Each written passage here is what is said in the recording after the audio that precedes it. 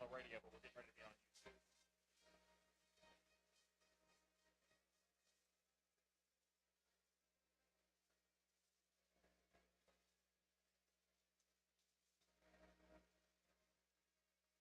Back up here.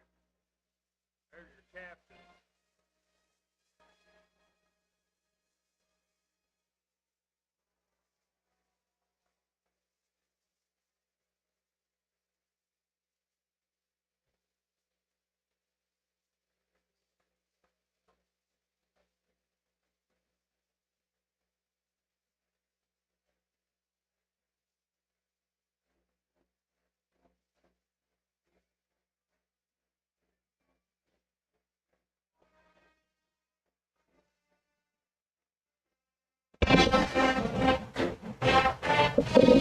Wildcat football coming up in 5 minutes. Wildcat football coming up in 5 minutes. If you're listening via Channel 15 or our YouTube stream or even prepradio.com, we certainly appreciate you listening. Wildcat football coming up in just under 5 minutes.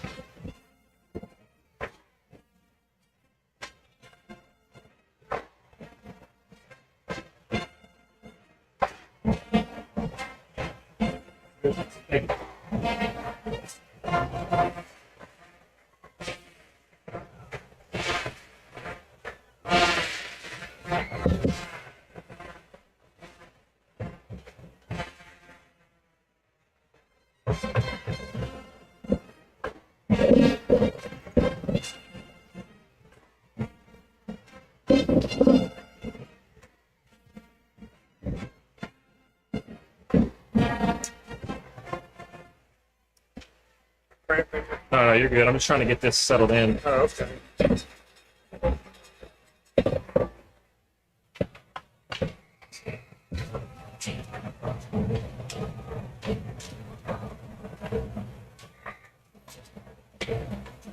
We got about 3 minutes or so till we're on.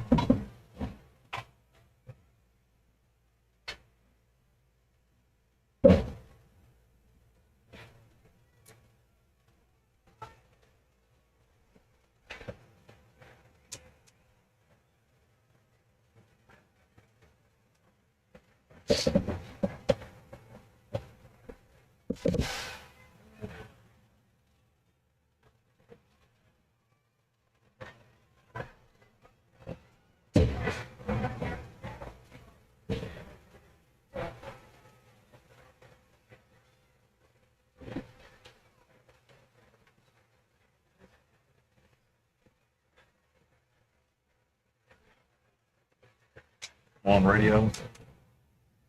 Of course, my radio's not going to work when I need it to.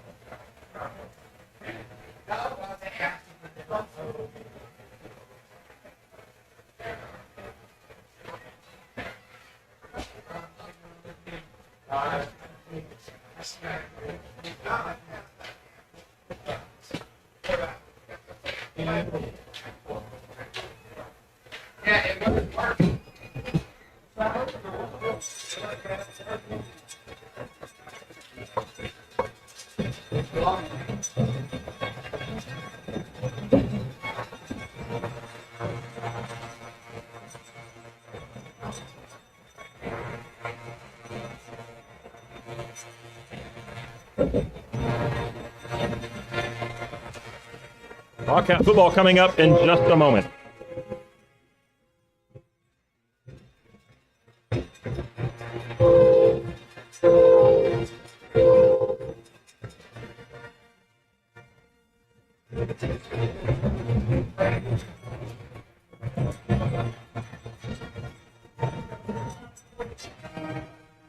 Good signal, I think, over here.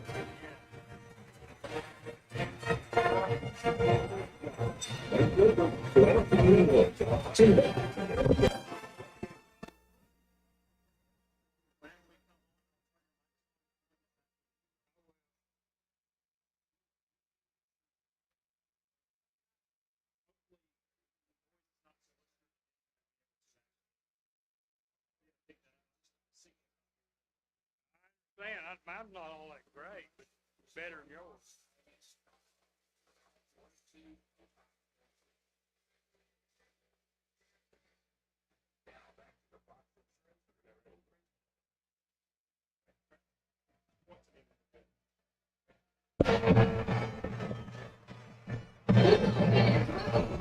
Welcome in to historic Blankenship Field. Alex Myers with you tonight, doing play-by-play with Mike Sheehan, the old trusty sidekick to my right. He'll have all the commentary you can want and need tonight. We welcome you into our broadcast, and we appreciate you joining us. It's a little bit of a weird scenario going on here as we get set, so excuse us if we're a little shaky. Not only is the great David Cleary not here tonight, he's on assignment in Georgia. Probably the worst night, other than maybe senior night, for this to happen. The public address system is down momentarily, and so it's a little bit weird, and the crowd doesn't exactly know what's going on, but we do, as the Wildcats storm onto the field wearing their traditional cardinal and gray on homecoming here from Jack Armstrong Stadium. Mike, it's a great night to be in Blankenship any night you're here, but particularly one where there's not a cloud in the sky. Absolutely. It's going to be a great night for football. Weather could not be any better out, and the fans are out in force tonight. Tonight is USA night. A lot of the student body wearing red, white, and blue tonight. It's great to see how patriotic Oak Ridge High School is. Let's talk about the matchup. Oak Ridge playing Lenoir City. The series all time, you might expect this. Oak Ridge leads 6-3 and 2 ties. First meeting was way back in 1944. Last season, Oak Ridge won this region matchup. It was a blowout, 36-0 at Lenoir City, the French Commonwealth of Lenoir. Mike, last time Lenoir City beat Oak Ridge was back in 1965. Oak Ridge is 1-0 in the region with a win over Clinton, 2-2 on the year. Lenoir City is 0-1 in the region, trying to get their first win tonight. Their lone loss was against Campbell County. We'll keep you updated on some matchups around the area. Campbell County and Carnes, maybe 10 years ago, this would be wild to think about. Maybe even 5 years ago, both teams going into tonight's matchup 3-1 on the season. Lenoir City is 1-3 with losses to Stone Memorial, Loudon, and Campbell County. They lost 3 straight to start the season. They beat Cumberland 40-0 last week. Oak Ridge will kick off first, moving left to right as we look at it from Jack Armstrong Stadium here. At the top view of the press box, the bird's eye view, as Oak Ridge is wearing their, in my opinion, their prettiest uniform, their classic Cardinal tops, Cardinal helmets, gray pants. The kickoff, the ball set at the 40. The kickoff, unsurprisingly, a fantastic one. It goes 8 yards deep in the end zone where it falls harmlessly to the ground. And Lenoir City will take over at their own 20. Mike, as Lenoir City trots their offense onto the field, we're going throwback. I'm talking Johnny Majors not coaching, playing at UT. We got some single wing action tonight. Interesting to have a short week to prepare for this. It'll be interesting to see how Coach Ayers and this defensive staff have prepared the Wildcats. Yeah, we're going to have to tackle better tonight than we did last week against the Admirals if we're going to win this ball game, Alec. And I think the Wildcats have had a really good week from practice from what I understand. And hopefully we're going to come out fired up here for homecoming 2022. Quarterback is number 1, Grayson Vinsel. He's also listed as a fullback inside linebacker. If that tells you anything, the first play doesn't even get off before Oak Ridge is already fooled. 2 guys jumped off sides for the Wildcats, and so it will move the ball up 5 yards. And Oak Ridge, presumably, their defense will be set up against a 1st and 5 from the Lenoir City 25. No time is run off the clock. For some reason, there is a discussion, and you'll have to be patient, more so than normal, with me at the helm on the mic tonight because, again, at this moment, the PA system is not working, and so we're going to have to try to translate from field level what the officials are talking about and saying. As, Mike, it looks like, actually, surprisingly, that was against Lenoir City. Yeah, it's going to be 1st and 15 instead of 1st and 5. It was the Panthers that jumped off. Must have been some sort of flinch. They that drew the Wildcats offside. off, Alec. And so Vincel at quarterback in the single wing. He's going to give it left side. He fakes it, goes right side of the 15, across the 20, outside the right hash. Tries to make one-man mission. He's going to be wrestled down by a host of Wildcats at the 21-yard line. Nice gain. Had he not taken that 5-yard loss to start the drive off the penalty, he'd have got a first down. As it is, it's 2nd and 4, 18 ticks into this first quarter. Grayson Vincel, the quarterback keeper that time, Dave, he faked the inside handoff and went outside and got 10 yards. It's an offense you're going to have to play your position, and you're going to have some eye discipline, because there's going to be a lot of fakery and trickery and eye candy, as defensive coaches would say. And before this ball is snapped, there's another flag. Could this be a delay game? If it is, it was a rather quick one. We'll see. And actually, it's going to be against Oak Ridge. Looks like a neutral zone infraction. I didn't see anybody jump, but apparently they did. And so it'll be 1st and 10 for the Panthers. A little bit of a wonky start for this game, Mike. Yeah, we got to keep these penalties to a limit, you know. We're killing ourselves with these penalties. That has been the story of the year for the Wildcats, is self-inflicted wounds. Coach Cummings talked in depth about it on the Wednesday night show. They've got to be better, and he expects them to be better. Oak Ridge nearly jumps again. Low snap, goes to Vincel. He's going to take it left side. He's blasted by a couple of Wildcats. Vashawn Knowles, the first to help bring him down. Nice gang tackling there by the Wildcats. And, Mike, that's what you've got to do against an offense like this. You're not going to bring these guys down often with just one guy. Absolutely not. It's good gang tackling. Also, Brian Kelly always around the ball. He's right in there helping Knowles. And they got nothing that time. 2nd down and 10 for the Lenoir City Panthers. A minute and a half into this ball game, 10:30 to go in the first quarter. It's 0-0. The opening drive for Lenoir City. In the single wing, it's Vincel at quarterback. 2 backers to his right, and they're going to direct snap it to the running back, which is on his left. That's McCord, and he's going to be driven back after he tried to bounce it outside. And Oak Ridge is going to have the speed advantage, I believe. They certainly did on that play. They certainly did. They were there smothering. It looked like Elmore Nehemiah on the tackle for the Wildcat. Nehemiah getting a lot of tick here at the safety position, with Oak Ridge a little bit banged up in the secondary, and especially with a team that you know is going to run the ball a lot. Nehemiah is maybe a guy that you wouldn't expect in coverage as much, but he's a really good run stopper from the defensive backfield. Also, one of the reserve quarterbacks as well. He's a great athlete. 3rd and 15 on this opening drive for Lenoir City, and Oak Ridge jumps. That's 3 flags already, one against Lenoir City. That will be the second against the Wildcats, and they will mark off 5 yards. Still going to be 3rd and long, but it will bring it more to a manageable 3rd and 10, Mike. Something about Grayson Vincel, the quarterback, snap count is drawing the Wildcats off. His cadence and his voice or something. They're doing that thing. The offensive linemen kind of have the old school deal where they put their hands on their thigh pads, and then once Vincel basically initiates the snap count, they all kind of slap their hands down to get into position. Vincel, the lone quarterback. This one's going left all the way. He's rolling left, looking to pass. Is he going to? He's going to throw a duck down to the 40-yard line. It's going to be complete, but it's going to be just a bit short, as it was a nice play call there. Nice reception from River Bailey, but the problem was that pass was so short he had to go to the ground to catch it, Mike. Yeah, he did, and that's going to bring up 4th down. Are they going to gamble here? Well, they got about a half a yard to go, all the way down to the 40-yard line. I believe they are. They're going to go for it, Al. 9:02 to go in the opening quarter. It's 4th down and 1. A short one, as Mike initiated. Heavy line, everyone essentially on the right side of the line of scrimmage except for the guard and tackle on the left side. Direct snap goes to Vincel, and he does not get it. No. The crowd here at Blankenship tells you.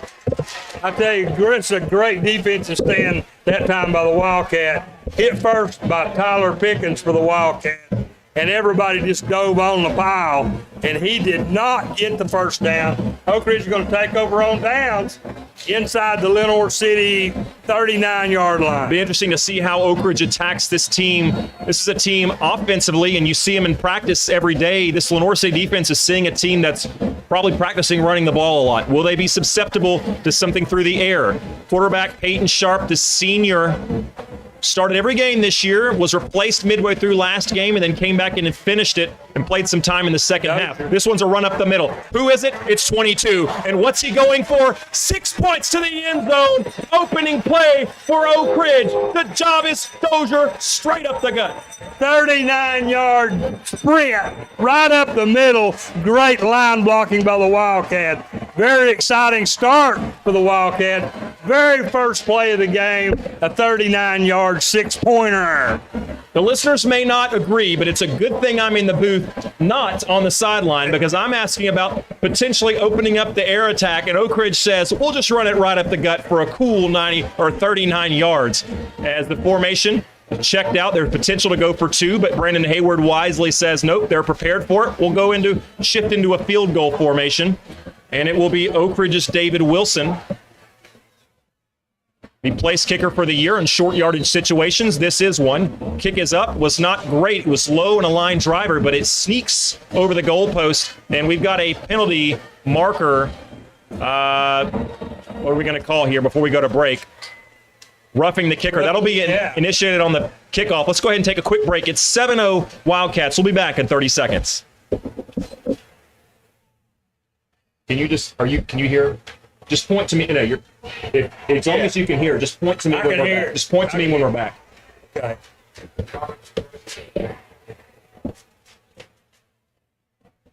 I got it.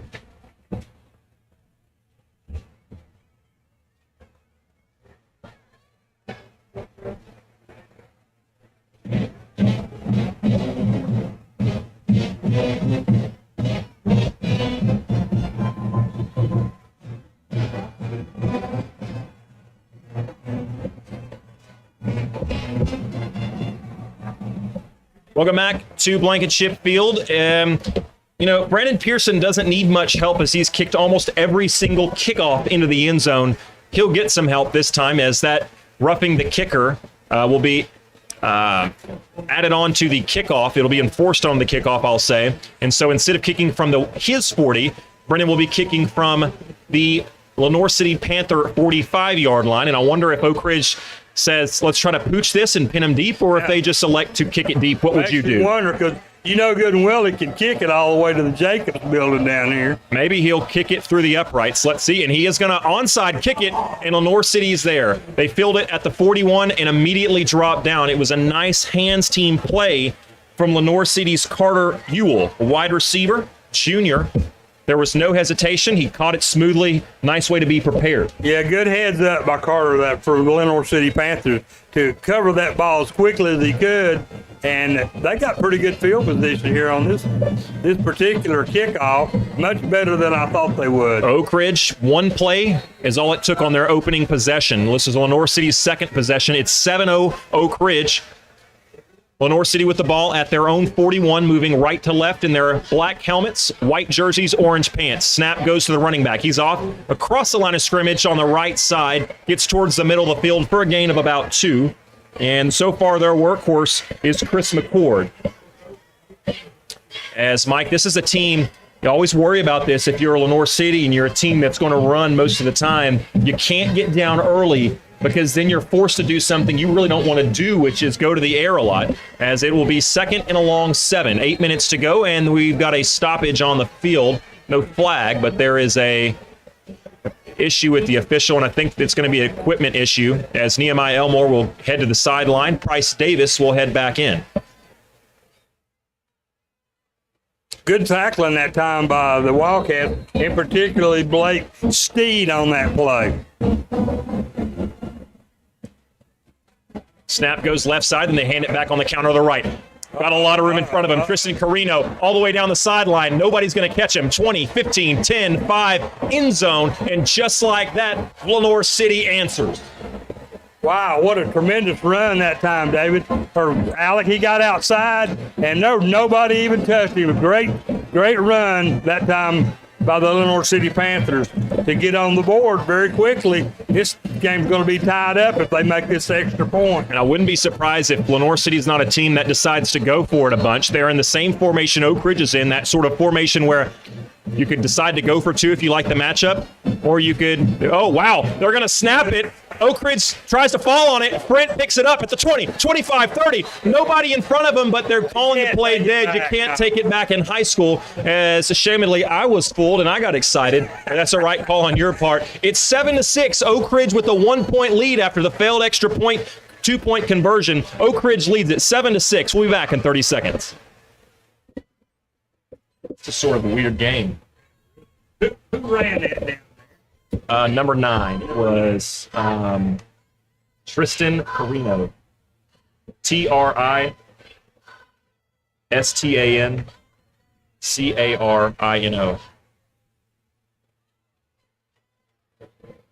38. 52 yards, wasn't it? Sounds right.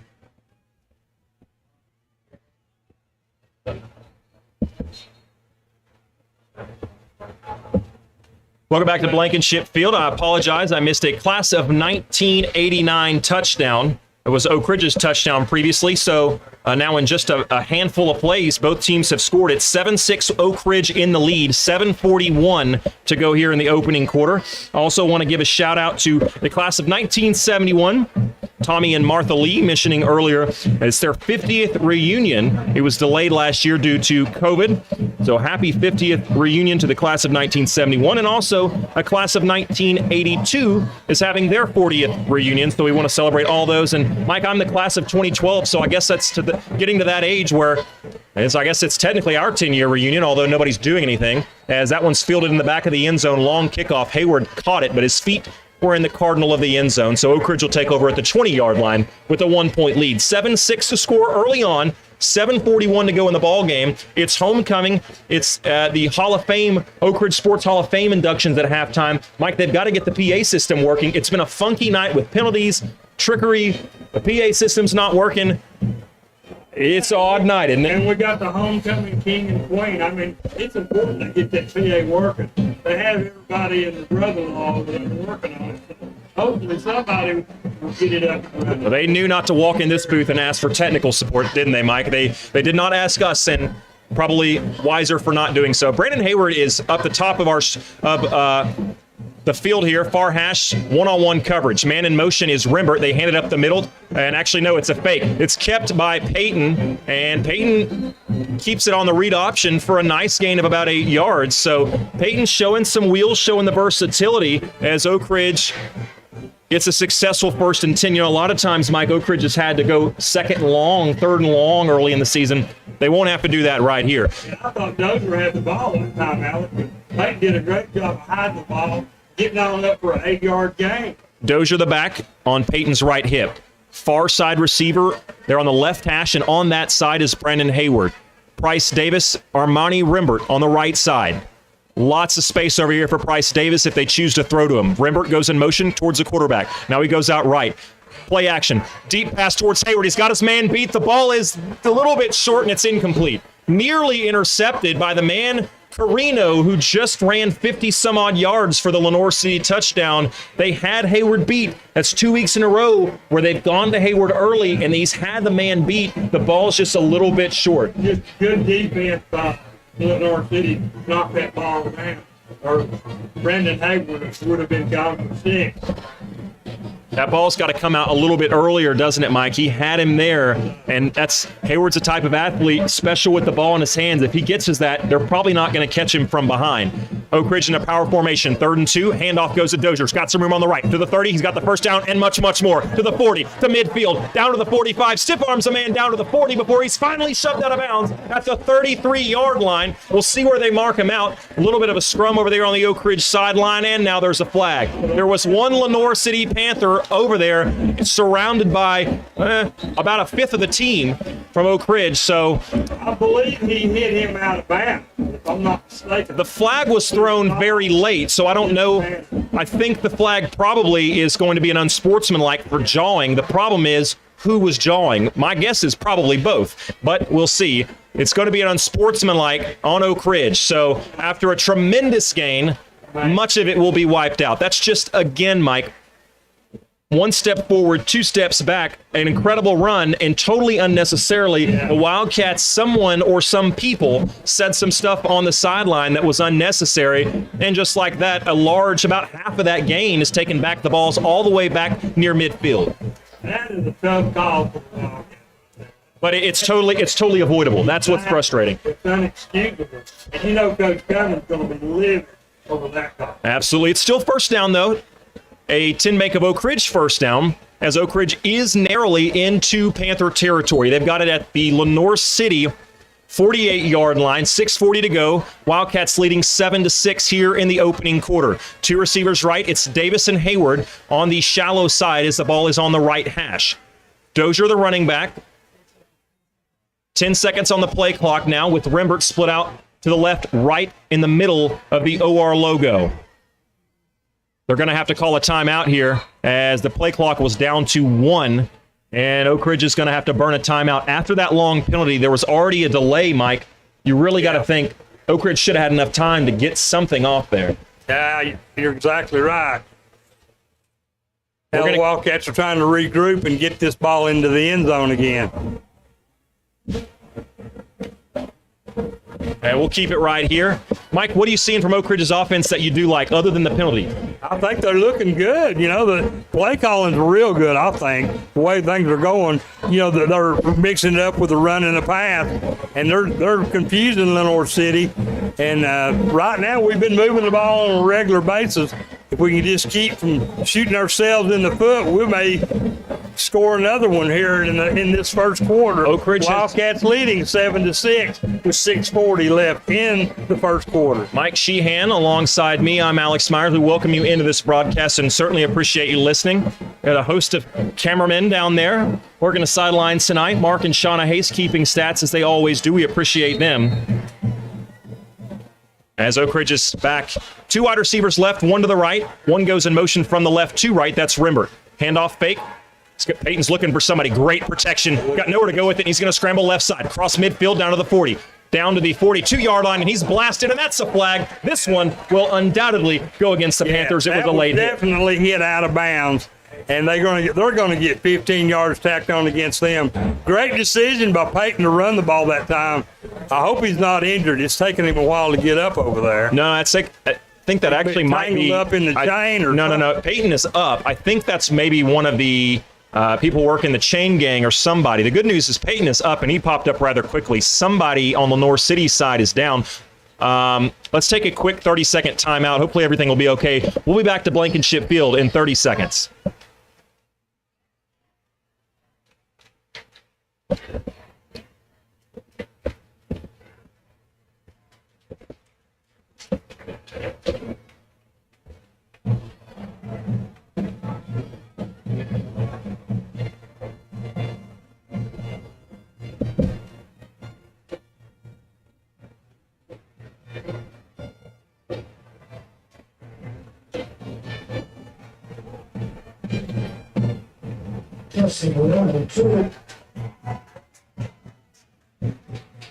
Hey, what's that guy's name that does the PA? And there are very few moments where I've been more excited to hear the legendary Guy Hamrick's voice other than when we were in that commercial break. And finally, the PA is back on. Shout out to someone who went off-site here, got another amp, as I understand it, and got Guy's voice back rumbling through this canyon here as we've got sound. If you're listening to us in the stadium, and we certainly appreciate everyone listening and those who've made the trip to Blankenship Field. Two receivers right, two to the left, one back, five linemen down for the Wildcats as Peyton Sharp hikes a leg up. Dozier goes in motion, steps up to Peyton's side. Sharp, the quarterback, looking right all the way. He's going to flip it out to Price Davis. He's going to bobble it and make the catch. Down to the 15. Makes a man miss down to the 10, to the 4. And he fumbles the ball. Ball is on the ground into the end zone. Hayward scrambling for it, but Lenoir City has it. It will be a touchback, and the Panthers will recover it and have the ball first and 10 at their own 20. Hayward came out of there with it, but they ruled that Panthers had it already, and Lenoir City gets a jolt of energy. A weird game sees Lenoir City take an opportune moment to get a turnover when Price Davis was nearing the end zone. That was one of the a fumble that probably bounced 12 yards into the end zone, and what a mad scramble it was. And the Lenoir City Panthers came up with it and thwarted yet another Oak Ridge drive. Very disappointing, but the Wildcats still up 7-6 with still 6 minutes and 18 seconds left here in the first quarter. I haven't seen Price Davis probably have that sort of shake in him on the run after the catch necessarily this season. See, you can do something with the ball in his hands if you get it to him in space. Unfortunately, though, there was a fumble at the end. Lenoir City takes over, 1st down and 10 from their own 20. Low snap, it's going to go right. It's going to be the running back who keeps it for about a gain of 6 off of the right side, and that's Chris McCord. They're happy and satisfied with just getting these little 5, 4, 6-yard chunks at a time, aren't they, Mike?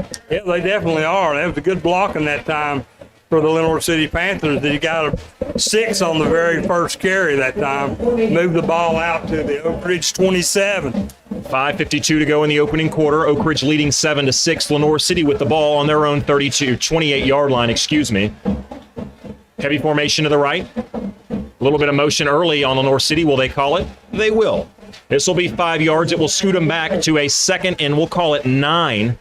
And Mike, penalties hurting both teams early. A lot of mistakes. This is a game that's playing out like it's the first game of the season. By this point in the season, Mike, players and teams should kind of be in a rhythm, right? Yeah, they should be on the same page by now, but obviously they're not, because we've had several offside penalties on both teams tonight. And I had my fellow defensive backs that also play receiver mixed up. That was Izzy Mitchell, not Price Davis. That was on that long catch and fumble. Excuse me for that mistake. Thank you to Zach Kasner, who is helping us with that. He's listening up at Carson Newman as the 2nd down and long snap was off, and it was stuffed. No gain on the play. It'll be 3rd and 8. Lots of former Wildcats listening tonight. Mike, to my right, is a former Wildcat himself. 5:08 to go here in the opening quarter. Lenoir City, no hurry offensively. They're consistently snapping the ball with just a few ticks left on the play clock. 4:55 to go in the opening quarter. Now 3rd and 8. Ball on the Panther 22-yard line. Trying to convert. Oak Ridge student section getting a little raucous now, trying to give their team some support from the sideline. Snap. Fake. They're going to go right. Going to shovel pass back to the left. It's in the backfield. A screen. It's Karina. Karina makes one man miss. Can't make the 3rd and 4th as Oak Ridge's Vashon Knowles along with Big 60. That's Tim Waters, the freshman. He's a very impressive. He makes the play. The punt unit's onto the field, but Oak Ridge has a player, that's Steed, who's shaken up on the play. Yeah, it'll be 4th and 12. Mike, what happened? He got cut back block, and when he got hit really hard from the blind side, and he's not getting up right now. Let's take a 30-second timeout, and when we come back, we'll have 4th and 12 upcoming.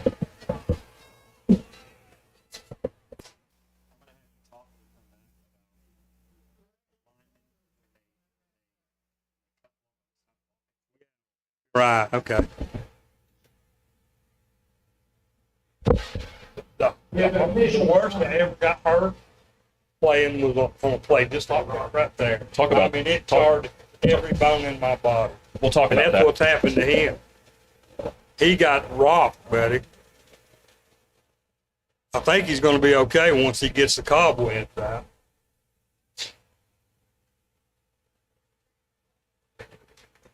Blake Steed limping off with a lot of help from Coach Cummings and trainer Brian Leffler. Mike, talk about this style of offense. It's tough as a lineman and a linebacker when you're in the trenches against a team that plays like this. What's the danger in it? Well, you get it hit from the blind side. You don't see them coming. You don't even know they're there. And the next thing you know, it just feels like you ran into a rock. And that's what happened to Blake that time. He took a really hard shot, and he's just going to take a little time to get the cobwebs out. Hopefully he's going to be okay, but he did walk off on his own power, and they're going to keep checking him for a little while. Hopefully he can recover and get back in the game. Rimbert and Hayward back deep with their heels on the Oak Ridge 33-yard line. Ball is at the 17 of Lenoir City. Their kicker has a boot, and he gets a good one off here. It's a little short, but as Sky, Oak Ridge has got to get out of the way. It's nearly hits a Wildcat. Falls harmlessly to the ground. It will take a Lenoir City roll slightly down to the 43-yard line, and that's where Oak Ridge will take over 1st and 10. Now, Mike, Oak Ridge's offense trots back off for their 3rd possession. First possession, they scored on one play. The second possession was harmed by penalties. They still got the ball down to the 4-yard line before they fumbled it. Lenoir City hasn't had an answer as long as Oak Ridge hasn't hurt themselves here early on. We have moved the ball very progressively so far here in this first quarter with 4 minutes and 1 minute left in the first quarter. Wildcats leading 7-6. First and 10 from their own 43. It's the Wildcats with the football. 2 receivers left, 2 to the right. Running back is Dozier. We thought Hundley might get a crack at it. Coach Cummings talked about him giving it a go. He was dressed out in warm-ups, is not playing to this point. Quick pass out to the right side. It wasn't a great pass, but Rembert makes an adjustment and catches it. On to the 50. Runs a man over at the 40. Down to the 30. To the 20. Outruns another one and another 2 as he dives to the end zone, and he's going to be just out of bounds. They're going to call him out as he stretched the ball out just short of the 1-yard line. That was a great individual effort by Almonte Rembert. It certainly was. He did a balancing act down the right sideline. When he got about to the 15, I just knew he was going to go out before he did. He managed to keep his balance and go out at the 1-yard line. What a great run by Almonte Rembert on that particular play. Oak Ridge not in any particular hurry either this game. They were in a little bit more of a hurry-up mode last week as they get the big freshman wide receiver target, Will Presley. He's about 6, they call him 6 foot on the roster. I think he's closer to 6'1". Maybe he's grown a little bit as a freshman. Get him into the ballgame as a wide out on the short side. Back is Dozier. Rembert in motion. Fake the handoff to him. They give it to Dozier. Bounces left. Makes one man miss and just powers through a couple of Lenoir City defenders. What should have been a gain of nothing turns into a gain of 1.5 yards. And why is that good? Because he only needed 1.5 yards. Touchdown Wildcats. A great power effort. Great finish by DeJavis Dozier. Oh, that was just a power run all the way by Dozier. I thought they had him at the line of scrimmage, and they had him held up, but he was so determined. He kept his leg drive, got his pads way down, got the leverage he needed, and pushed his way into the end zone for the 1-yard touchdown. Wildcats now up 13-6. To hold will be Nehemiah Elmore. To kick will be David Wilson, the junior. Snap is low. Elmore bobbles it but puts it down. The kick is up and very good. There was a little running into the kicker. Could have been called again, but it wasn't that time. Kick is up and good. It's 14-6 here at Blankenship Field. We'll be back in 30 seconds.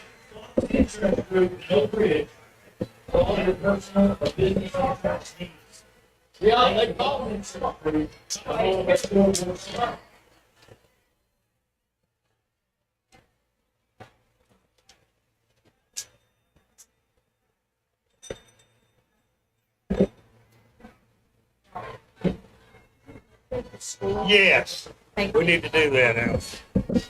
Thank you.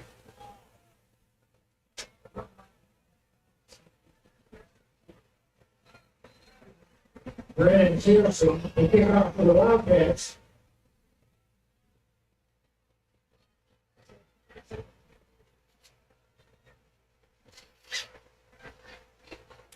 Welcome back to Blankenship Field, where it's 14-6 after the second Oak Ridge High School class of 1989 touchdown of the night for the Wildcats. Lenoir City had one long play that they busted for a touchdown on the ground. Other than that, they haven't really been able to get anything going. Kick left to right, kicking towards Jackson Square is Oak Ridge, and it was into the end zone again. That's Brennan Pearson with a boot on him, and he boots that one out of the end zone. First and 10 upcoming for Lenoir City. They had an answer after the first Oak Ridge touchdown. Mike, what do they need to do to have an answer here? Well, we've got to stay on side for one thing, and keep these Panthers, bottled up. They've had some really good runs. And, the Wildcats have just played tough defense when they need to keep them from getting all these first downs. The Wildcats, on their own 20 here, got 80 yards to go for the Panthers. Grayson Vinsel, the quarterback. Direct snap goes to the running back. Then they're going to hand off to the man in motion, who is Carina. Carina's got the outside edge, and he's going to run a man over as he's pushed out of bounds he really delivered the blow that time. The unfortunate part for Oak Ridge is when he was finally wrestled out of bounds, it was after about a gain of 14. So it will be 1st and 10 for Lenoir City after a good run. Nehemiah Elmore down on the stop for the Wildcats. Not before the Panthers got another first down all the way out to the 34-yard line. 3:33 on the clock here in the opening quarter on a beautiful night here at Blankenship Field. 14-6 the score. Oak Ridge, the home team, in the lead. Lenoir City Panthers with the ball. 1st and 10 from their own 39-yard line. Running this single wing, direct snap to the quarterback, Vincel. He's going to power through for a gain of about 3. Probably a little bit of a generous spot, but they'll give him 3 on that one. And, Lenoir City, again, they don't mind those 3-yard runs. If they're moving forward on first down, Mike, they're where they want to be and on track. Exactly right. Shavaris Hunley there on the stop for the Wildcat. And Hunley, obviously, you probably could put this together if you're listening from wherever you are. That is Jai Hunley's younger brother, a junior, who is really a nice running back. But Oak Ridge is so loaded that he doesn't get a lot of carries, getting some playing time with Blake Steed out at the linebacker position. Lenoir City shifted about half of Loudoun County that time, as there's a penalty. Alex, if I'm not mistaken, that's an illegal shift. Yeah, I would assume so. And wow, they're going to call it against Oak Ridge. That's surprising. That is very, very surprising. I didn't see us jump off, but I didn't see it. Their linemen actually shifted positions, and I thought that was illegal, but apparently not. Because it caused the Wildcats to jump off sides. Yeah, you can shift more than one person as long as they're not in motion when the ball is snapped, is the way I believe it goes. 2:38 to go in the opening quarter. 2nd and 2 from the Lenoir City 42. Panthers with the ball. Snap goes up the middle, and they've got enough for the first. A 3-yard gain before the back is wrestled down by Brian Kelly. And again, they sort of lull you to sleep with these simple runs up the middle, Mike, but you have to be prepared because they will pull it out and do some trickery or even throw the ball over the top if you get sucked in too much towards the line of scrimmage. Exactly right. That motion that time got the Wildcats going one way, and he came up the other, and Brian Kelly, the linebacker, had to make the stop, but not before they got another first down. Chris McCord in the backfield along with quarterback Grayson Vincel. He's a quarterback, but he's essentially a running back there. It goes to McCord. He's going to power his way through the right side, breaks through, nearly busts through the secondary, but he's going to get a first down. Mike, he was hit about 4 yards past the line of scrimmage, hit again about 8 yards past the line of scrimmage, but he wasn't wrestled down until 12 yards past, and that's another first down for Lenoir City. Chris McCord really is a shifty runner, Alec, and he went one way and then cut back the other and got the gap right in there and drove up for another first down on the Oak Ridge 44. Oak Ridge in the lead, 14-6. 1:35 to go in the opening quarter. Lenoir City with some confusion up front. The left tackle's looking back. Finally, they get it straightened out as Oak Ridge nearly jumped again. They've got to be careful. McCord up the middle again. He's just going to power straight behind the center's backside, and he's going to get a cool 7 yards. And Mike, Oak Ridge can do nothing right now, and I don't think, to be honest with you, Oak Ridge has been quite the same since Blake Steed, that middle linebacker position, since he went out of the game. That's the truth. Dallas went there on the stop for the Wildcats that time, not before he gained another 7 yards. 59 seconds to go as we tick under a minute here in the first quarter. 6 points on the board for Lenoir City, but they trail 14-6. Here at Blankenship Field. Pass right side. The quarterback's hit as he throws it, and it's nearly intercepted. A diving sprint from his safety position could not get there in time. And all of a sudden, it's going to bring up third down. A whistle on the play, and another Oak Ridge player is down. That's Fashawn Knowles. He is in quite a lot of pain as he's already taken his helmet off. Leffler, the trainer, onto the field. Let's take a 30-second timeout. Let's give ourselves a rest here. Hopefully, he'll be all right. We'll see you in 30 seconds right here.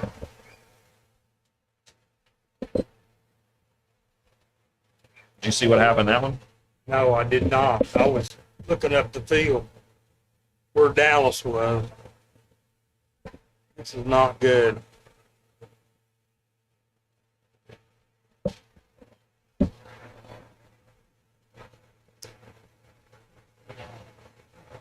We don't need any more players hurt, I'll tell you that.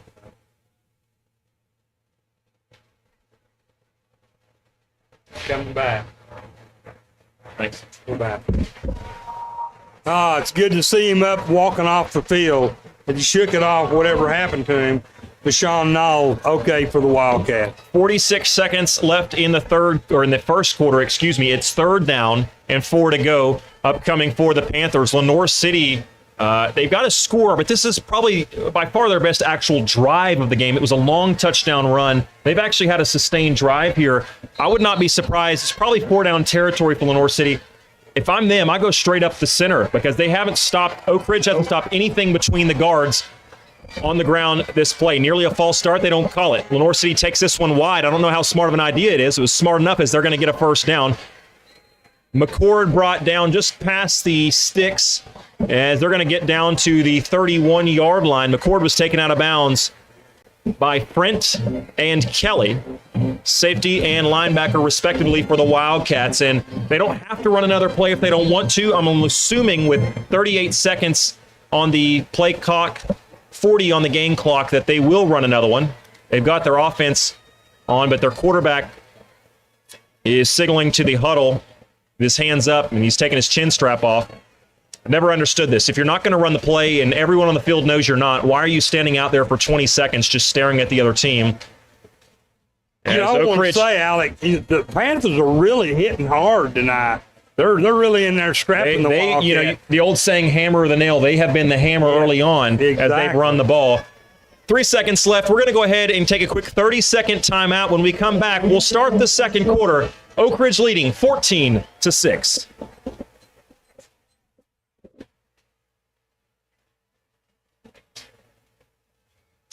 The Oak Ridge National Wild Band annual picture sale is underway. Once again, the Wild Band will be promoted from Northern Citrus Farms. It will be delivered in mid-December. The funds raised during this sale are used for purchase trucks and music for the National Award-winning band program. Orders can be placed here tonight and from and through tonight. Now we promoting the Oak Ridge National Wild Band.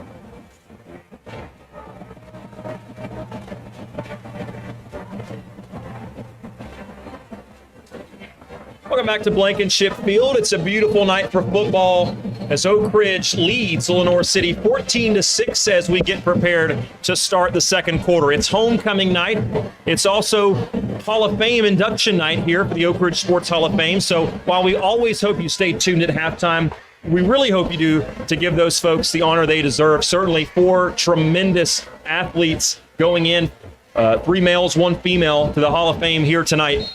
We'll have that coverage for you at halftime. But first, we got to get through the second quarter. It's 14-6 again. Wildcats in the lead. 1st and 10 for the Panthers from Oak Ridge's 31-yard line. They're driving. Lots of trickery, but the play is going to the right side, and the play is going where? Nowhere. As he was wrapped up, McCoy on the carry. First hit, it looked like, by Brian Kelly and Adam Thomas for the Wildcats. Waters, Thomas, and Tyler Pickens in there manning the defensive front so far. Waters, a big body as a freshman, getting more and more playing time as the year goes along. He's impressing me. I'll tell you what, for a freshman, he's a big, strong young man, great tackler. Did a good job of shedding the block that time, and they lost a yard. It's going to be 2nd and 11 from the 31. Heavy formation, the left side. The ball is marked directly in the middle of the field.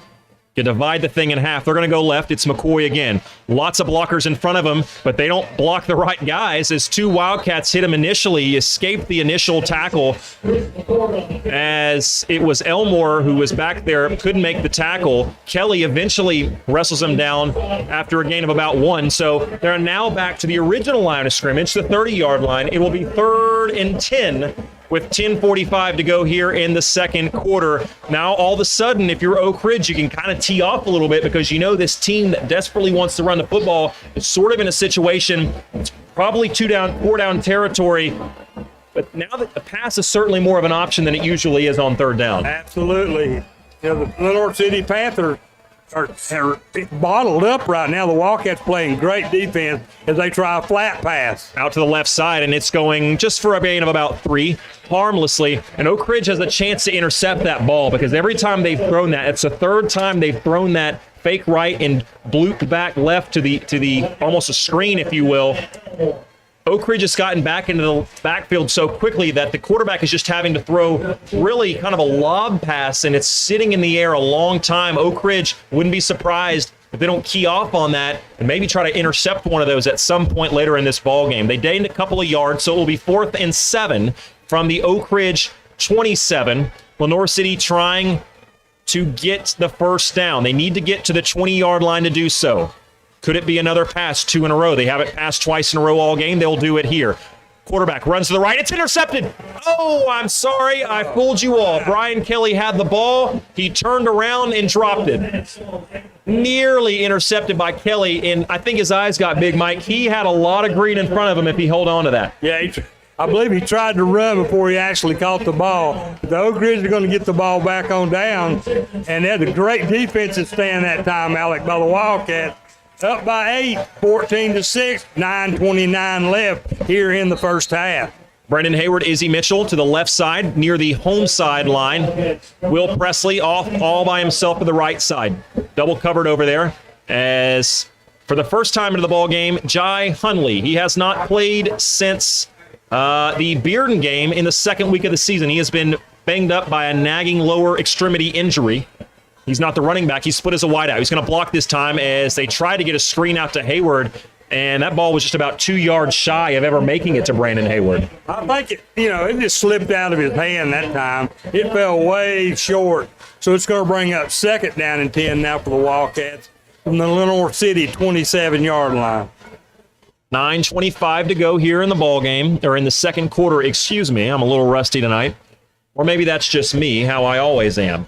Clock will start when the ball is snapped. Play clock down to 20. Oak Ridge, every player on the field looking to their left as they're moving, I guess this is south to north here at Blankenship, away from Jackson Square, trying to get signals from the coaching staff. They do. They get the snap off. Rolling to the left is Sharp. He is not sharp on that pass as it's nearly intercepted. It went in and through the hands of Lenoir City's cornerback on this side, Darius Bass. Just a sophomore, but he was right where he needed to be. Both teams now with a couple of close calls on interception. Absolutely. That ball was intended for Izzy Mitchell, but it sailed over his head. Thank goodness it was too high, and it went out of bounds. Oak Ridge has tried 2 passes on their first 2 plays of this drive. They haven't really been stopped when they've run the ball. The problem is now 3rd and 10, you're probably going to be forced to pass for the 3rd time in a row. 9:19 to go here in the second quarter. 3 receivers left, 1 to the right as the ball is on the right hash. Going to be a pass all the way. They're going to try to throw it left.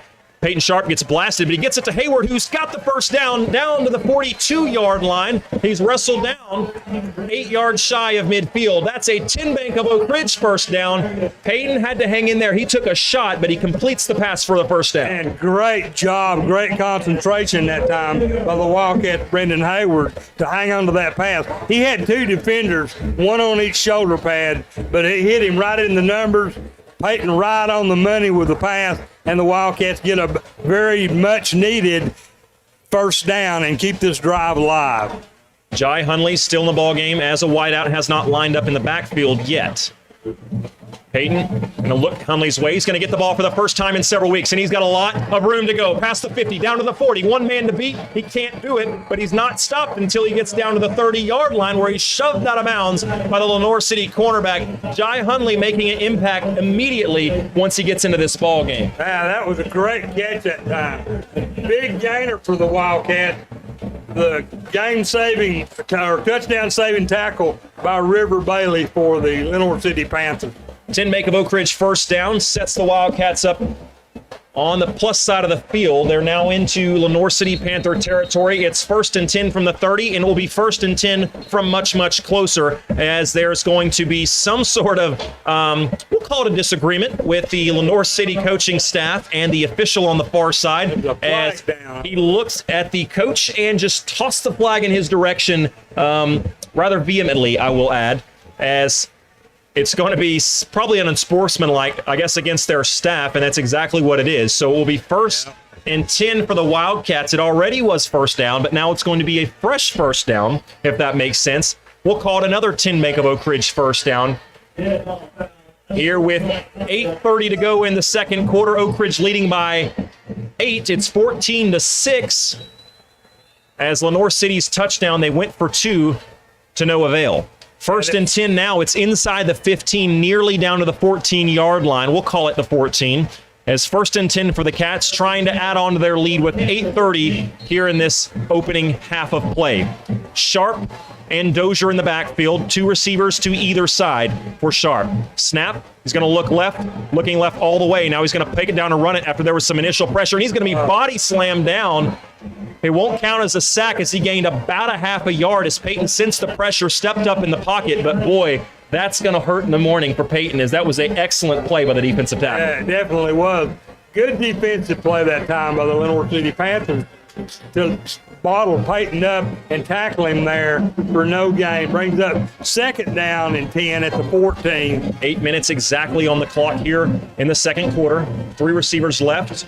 1 to the right. Dozier in the backfield. Sharp looks around. Now he thinks better of it as he's going to look to the sideline. They're changing the play. Coach Scott Cummings also acting as the offensive coordinator for Oak Ridge. 7 seconds on the play clock. 5-4 men in motion. They're going to have to snap this at 2. They get the ball off just in time. Sharp rolls to his left. It was a fake all along as he's going to have to elude some pressure, and he can't do it. They lost a lot. A loss of 12 yards that time as, Mike, they tried to roll left, get everybody on the defense looking left. They tried to go back right, but they didn't have the protection that you need on a play that takes that long to develop. Egan Raines there on the stop for the Panthers. He just penetrated and bottled him up that time and tackled him for a huge loss. Brings out 3rd and 23 now for the Wildcats. Still in field goal range probably, but you'd like to certainly at least get a little bit closer. Make up some ground here on 3rd and 23. 7 minutes on the clock before halftime. Sharp, 2 receivers either way. He's going to look left. He pump fakes left, and he's going for the end zone. He's got Hayward, but Hayward doesn't know where the ball is, and it wasn't a bad ball, but Hayward was a little confused, I think, on where that ball was supposed to be thrown, and it falls harmlessly incomplete into the end zone. It will bring up 4th and 22, and the problem is here, there's not a lot of plays. You got to gain about 17 yards to get a first down. 22 for the touchdown, or you can send your field goal unit in for a very long kick. They're not going to do that, so Oak Ridge will, in all likelihood, just throw one up towards the end zone here, Mike. Again, unfortunate second down play that takes the momentum and just kills it. 4th and 22 with 6:50 to go in the second quarter. 2 receivers left, 1 to the right. 2 running backs for the first time all game.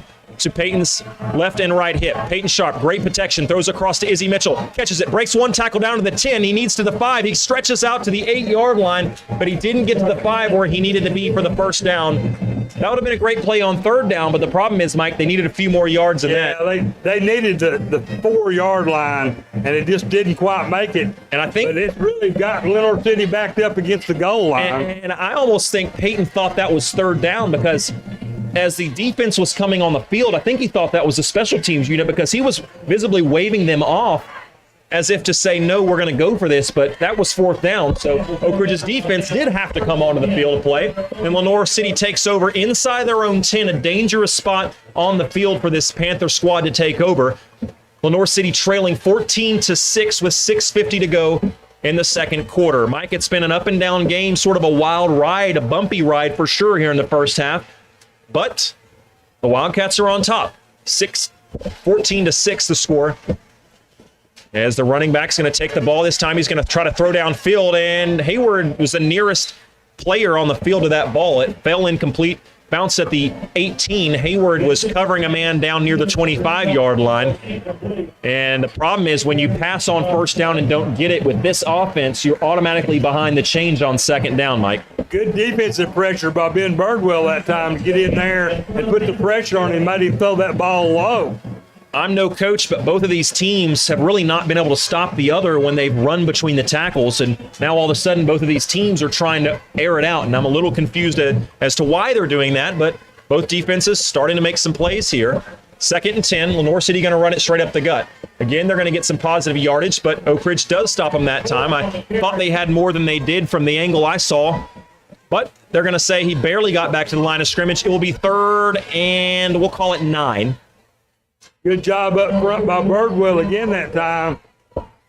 Box up the middle along with LaMichael Galloway. Ben Birdwell, a player who hasn't seen a ton of time in his Oak Ridge career, but boy, has he ever made the most of it here as a senior. He's playing a lot of time. 6 foot, 195-pound defensive end. He's athletic, and boy, he's got a motor on him.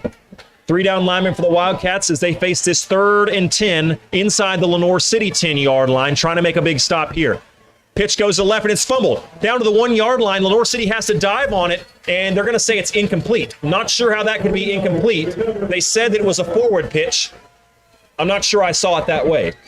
So Lenoir City, lateral to me. yeah, I thought so too. They dodged a major bullet there. It would have been 4th down from their own 1-yard line. Instead, it's still 4th down and 9, but they get a little bit more room for their talented punter as they'll mark this ball at the 8-yard line. The deep men for Oak Ridge, Almani Rembert and Brandon Hayward. Oak Ridge, in their typical punt formation they've used all year, where they put 2 men down there, one on the left side of the field, one on the right side. Both men very, very dangerous with the ball in their hand. Good snap, really good punt down here. It's going to hit at the 45 and take a Lenoir City stroll down to the 47-yard line, and as it's still rolling, Lenoir City unexplainably just touches it and downs it. So Oak Ridge gets the ball in Lenoir City territory at the Panther 48-yard line. It'll be 1st and 10 for the Wildcats. Mike, really would be nice to see another scoring drive to put Oak Ridge in a lead of more than one possession as we get closer to halftime. Yeah, we've still got 5 minutes and 39 seconds left here in the second quarter. Plenty of time for the Wildcats to regroup and get the ball into the end zone. They've been, methodically driving the ball down the field from time to time, so let's hopefully we can just get another sustained drive, run some clock off, yet put it in the end zone. Wildcats up by 8, 14-6. I think our crew, Drew Thomas, Josh Frazier, Alex Waraxa, Philip Bootsma, Matthew Charles down on the field filming for us tonight. New quarterback into the ball game. It's Garza. He's going to hand the ball off to Dozier. 5-yard gain turns into a 10-yard gain as he's bounced out of bounds just after the 1st down marker. There is a flag in the backfield, though. River Bailey there on the stop for the Panthers. The 6'1 junior, Ethan Garza, who came in relief of Peyton Sharp last ball game, is once again doing the same. And Coach Cummings hinted on Wednesday, we asked him, would Peyton be the guy? And he said he would, but he very quickly alluded, without promising it, sort of alluded and hinted to the fact that Garza would probably get some time. And there it is. He is here in the second quarter. 5:30 to go as we'll replace 1st down, getting closer to halftime. It was a holding, and it will be a 10-yard penalty. 1st and 20 from the Oak Ridge 42-yard line. Again, another penalty hurting the Wildcats. Holding penalty against the Wildcats that time. One receiver to the right, one to the left. Kelly in there as a sort of pseudo fullback. Dozier to Garza's left. The handoff goes to Dozier. He spurts up the middle, inside the 50, down to the 45, makes one man miss at the 40, breaks a tackle, and nearly break another one as he's down all the way to the 41-yard line, the 36. And what is that, Mike? Hey, great run by the Wildcats. And also a 10-make of Oak Ridge 1st down. Yeah, there you go. I'm sorry, I missed that. I missed my cue. Hey, you're all right. You're all right. 5:05 to go here in the second quarter. We appreciate you listening, watching, however you're paying attention to us, even if you got us on mute, which I wouldn't blame you if you did. It's 14-6. 4:49 to go here in the second quarter. We're on YouTube. We're on prepradio.com. If you're at the game, you can listen to us FM 92.7 and 94.9. Both come in pretty well here at the Ship. 1st down carry goes for about 2. It was up the middle. Garza handed off to Dozier. Actually, that was to Jai Hunley. His first carry of the ball game, unless they count the swing pass as a lateral earlier in the game. It was his second touch, we'll say that. 2nd and 9 coming up for Oak Ridge. Garza into the ball game at quarterback, replacing Peyton Sharp. Hayward, the receiver to the left. Izzy Mitchell, the receiver on the right. Bryce Davis, a little bit banged up this week in practice. Coach Cummings told us earlier in the week on the coaches show. He has played sparingly for the Wildcats. Rembert in there as well as a wideout. Kelly, the tight end. Dozier off the field this time. Jai Hunley still in there at running back. Rembert comes in motion right to left. He gets the handoff down to the 35. Makes one miss, follows his blockers down to the 25, and shoves the man out of the way before he's pushed out of bounds down at the 24-yard line. Great run. Oak Ridge starting to get the running game back in order. Another 10-bank first down, too, for the Wildcat. It was a great job getting outside that time. He got around the end and got big yardage. As we have an injury on the field, we'll take a 30-second timeout and be right back. Can't get it up.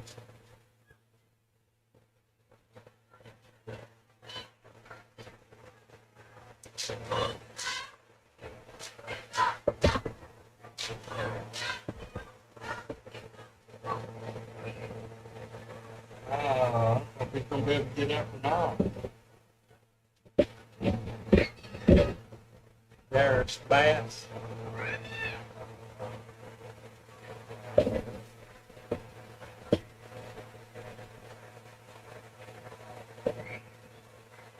Oh, good. He's able to get up.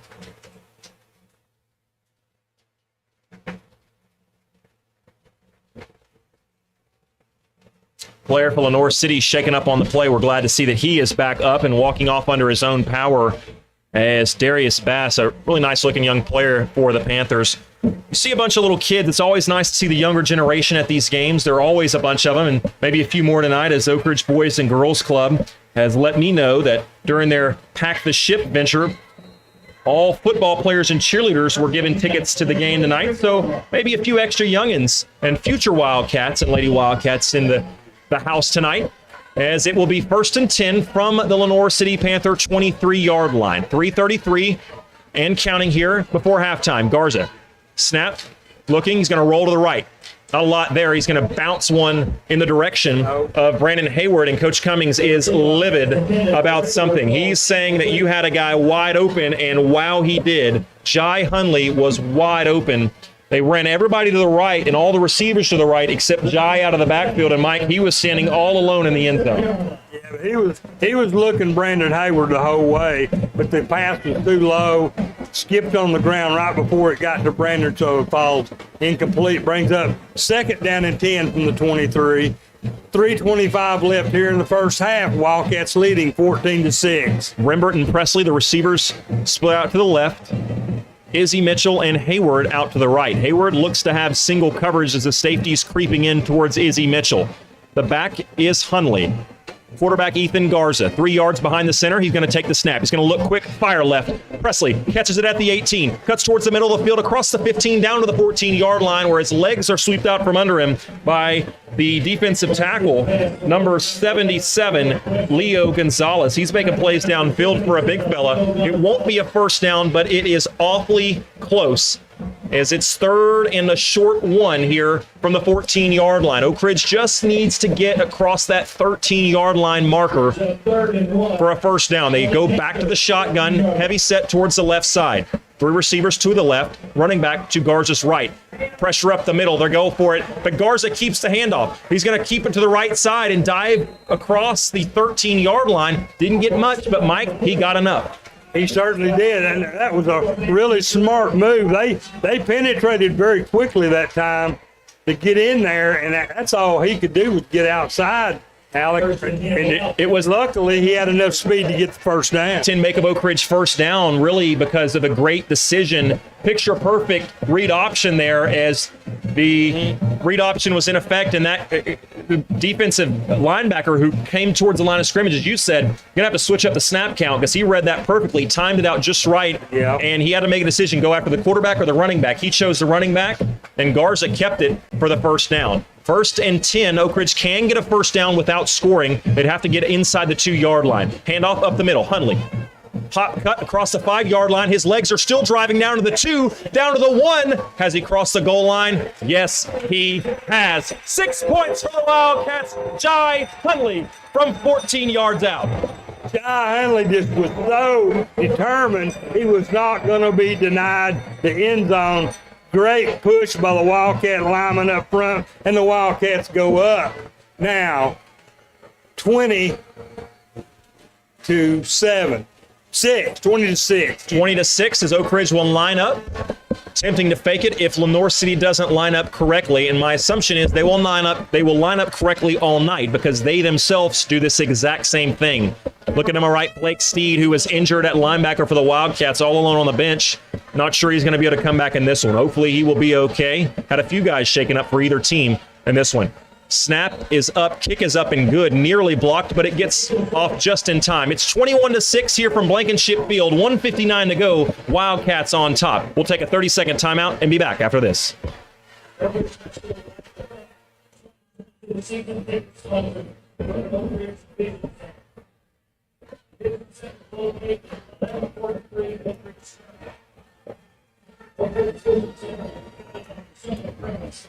Change score.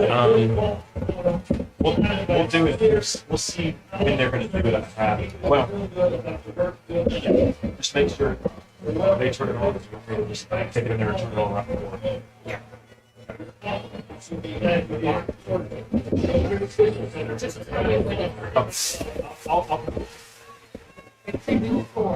Okay, we're going to.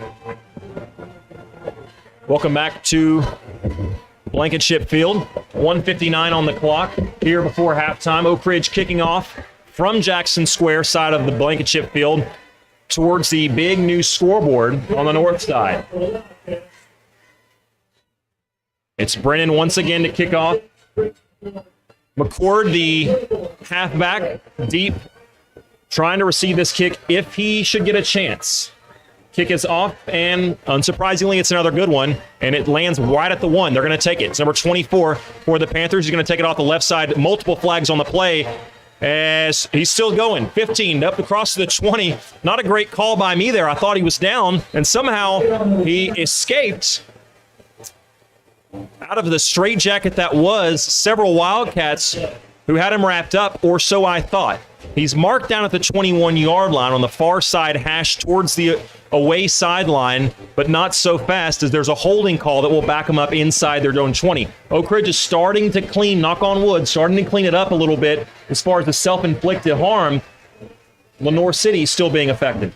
Yeah, they're backing themselves up now with these penalties. That's really helping the Wildcats.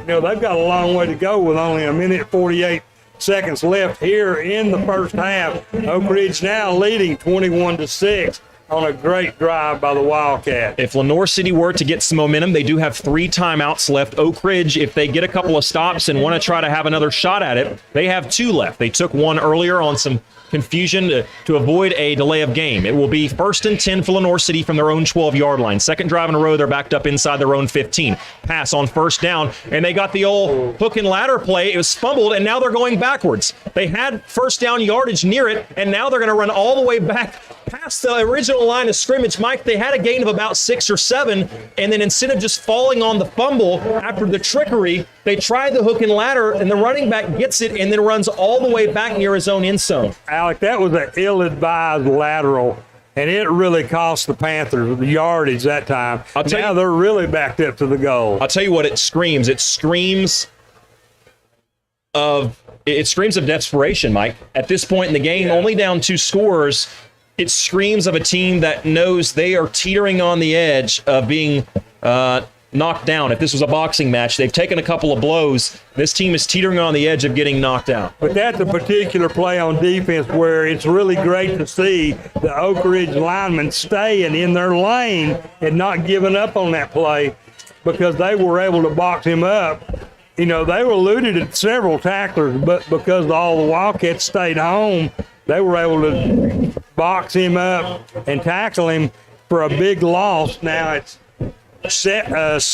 second down and 14 on the 8-yard line. Alex Stewart, Robert Ayers, Rusty Parton, Ted Mitchell, Eric Daniels, and another former Wildcat, Ricky Chitwood, the defensive coaching staff for the Wildcats. They've done a really nice job, I think. After the first couple of drives, they got shaken up. I think a little bit caught off guard once Blake Steed went out of the game. Lenoir City found something up the middle, but after that drive, the last couple, Oak Ridge just completely shut that down. It will be second down and 14 inside their own 6-yard line or 8-yard line. Panthers, 1 man in the backfield, man in motion. They give it to him. Toss back, double reverse. He's got a lot of room on the right side. He's going to get past the 10, down to the 15, and he's going to be tackled down by Brian Kelly and Brandon Hayward at the 14-yard line. Nice play, nice gain there for the Lenoir City, as Oak Ridge is going to call another timeout. That will be their third and final timeout. We'll take one with them. Oak Ridge up 21-6. We'll be back in 30 seconds.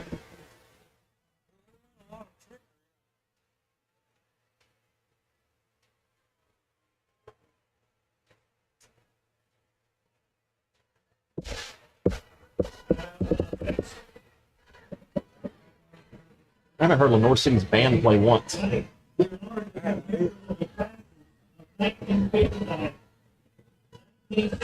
and 1982, as they celebrate their 63rd, 60th, and 40th year reunion.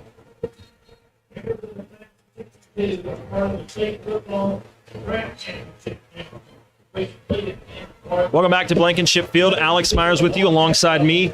Mike Sheehan, Mark and Shauna Haste doing stats for us. They will help out at halftime. You'll also be probably a little bit less of us than you usually get at halftime, because they will be having the Oak Ridge Sports Hall of Fame inductees. 4 inductees this year, very deserving. And also it's homecoming. So we will give the mic over to Guy Hamrick, who will talk to you guys for a bit. 1:12 to go in the first half. 3rd and 4, Lenoir City has it, and they're going to give it off the left side. It's a direct snap, and they get just enough for the first down, and so Oak Ridge cannot stop the clock anymore. Oak Ridge was trying to see if they could pin them back there and maybe have one more crack at it offensively. They won't get that opportunity unless Lenoir City forces something and turns the ball over. LaMichael Galloway into the ball game. Big Tim Waters, a freshman, going to get a well-deserved breather down there at the heart of that defensive line. Lenoir City in no hurry to do anything right here, as they're continuing to let the clock tick down. Under 55 seconds now here in the second quarter. Lenoir City trailing as Oak Ridge has opened up a 21-6 lead. Lenoir City answered just a few plays after Oak Ridge scored their first touchdown, but have done a whole lot of nothing since that point. 40 seconds to go here in the half. Play clock down to 6.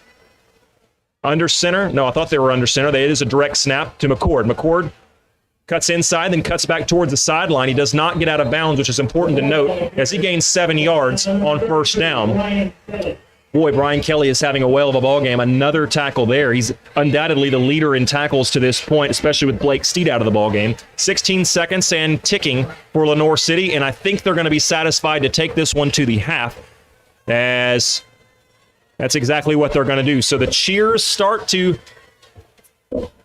come up from the bleachers down in front of us, the season ticket holders in the student section at Blankenship Field, as the clock hits 0, and officially we're at halftime. It's 21-6 here from Blankenship Field. Wildcats in the lead after what was a wild and sort of reckless first half, but Mike, it was at least entertaining. I'll give them that. It certainly was, man, without a doubt. You know, Lenoir City made it interesting, and some of the play calls I've seen tonight have been really spectacular for both teams. The Wildcats playing good defense, though, to hold the Panthers down to 6, and that extra point was really a wild extra point. We're going to keep it here as there are some festivities, and I hope our producer, who's out of town today, David Clary, does not hate me for this. We've got to take some commercials at some point, but we're going to give it to the lovely Miss Teresa Seals, as they're getting ready to announce some halftime festivities. Immediately following the presentation of the homecoming court, the Oak Ridge Sports Hall of Fame will also be inducting the 2022 members.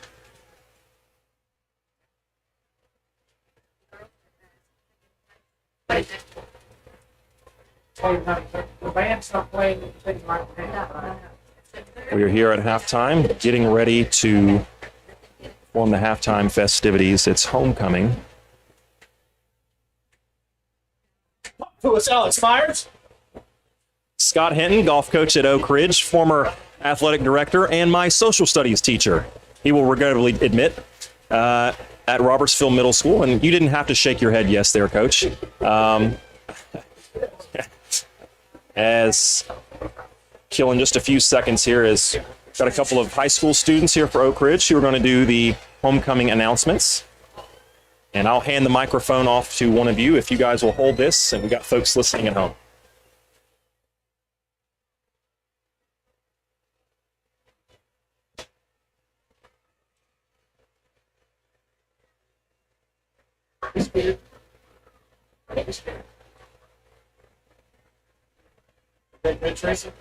Go ahead, ladies. Roll. Thank you, everyone, for coming to Oak Ridge's homecoming football game. Throughout Oak Ridge High School Spirit Week, many students participated in a school spirit dress-up days, contests, and activities. This week has been so fun, and now we will be closing out with our crowning of the homecoming king and queen.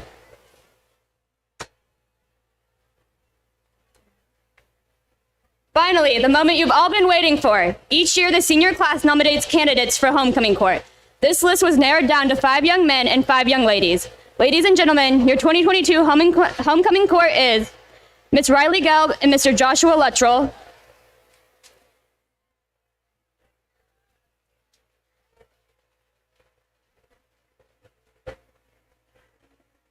Ms. Marissa Mixon and Mr. James Crowley,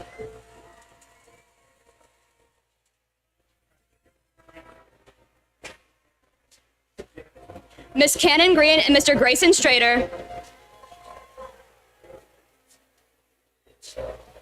Ms. Jalen Sink and Mr. Liam Spence, Ms. Nevaeh Clark and Mr. Caleb Sluss.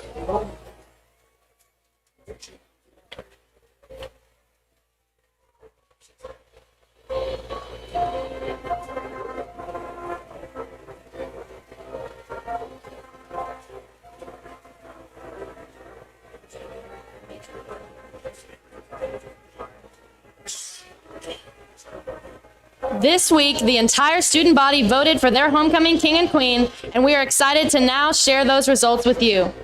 Here to crown this year's king is student council member Adler Keene, and crowning this year's queen is none other than your returning 2021 homecoming queen, the lovely Miss Anna Younger.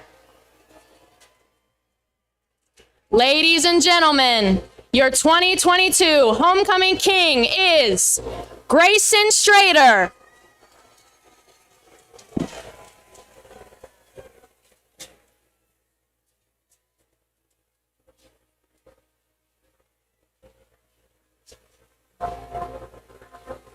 And your 2022 homecoming queen is Jalen Sink.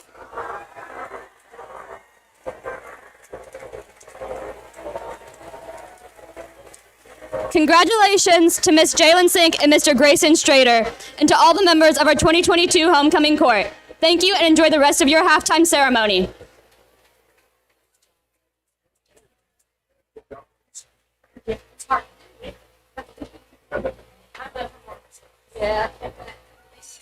That was your homecoming festivities. Guy Hamrick taking the reins back at the public address announcement.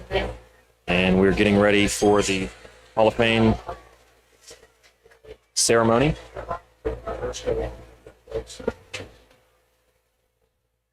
It's 21-6. Again, your score here at halftime. Wildcats with a little bit of a shaky start, and they bounced back admirably, especially on the defensive side.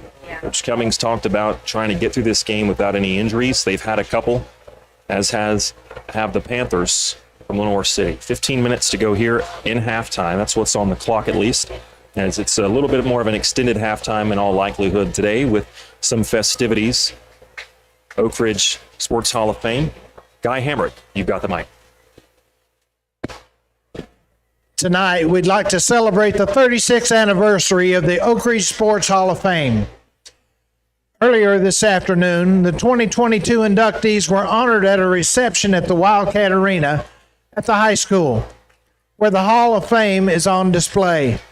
We're invited to stop by and visit the display when you're visiting the high school. At this time, we'd like you to join us as we welcome to the field the 2022 Oak Ridge Sports Hall of Fame inductees.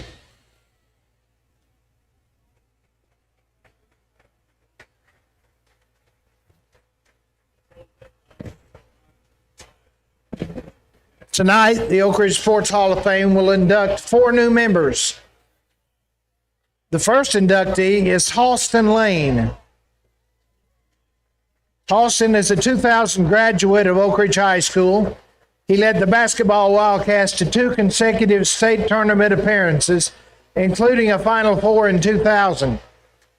Halston holds the Oak Ridge High School record for points in a season. He's also the second on the same list. If that's not enough, Halston also holds a career record for free throws made, rebounds, and points scored.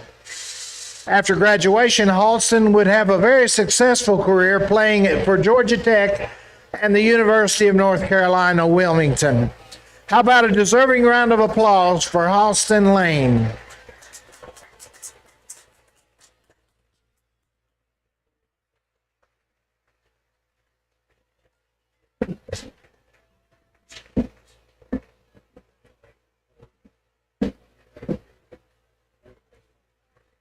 The second inductee is James Mitchell.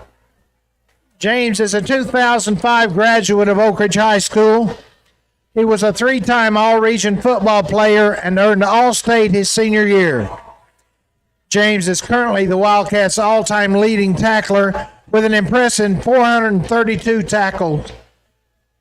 After graduation, James would earn a football scholarship at Warford College, where he would earn 4 letters. After earning his degree at Wofford, James returns home to coach the Wildcats for over 15 years. Let's hear it for James Mitchell.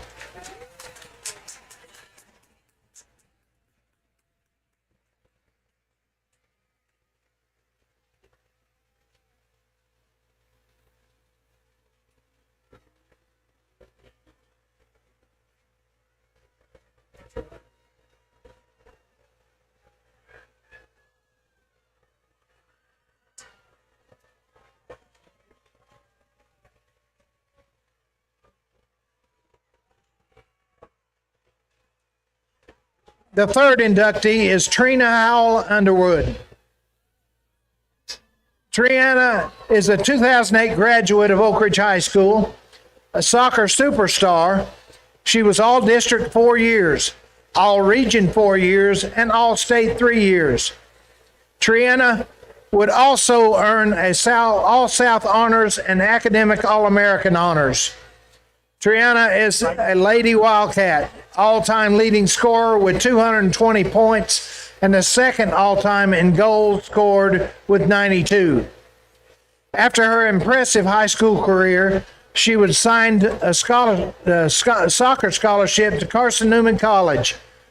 Currently, Triana serves as an assistant coach for the Lady Wildcat soccer team. Welcome to the Oak Ridge Sports Hall of Fame, Triana Howell Underwood.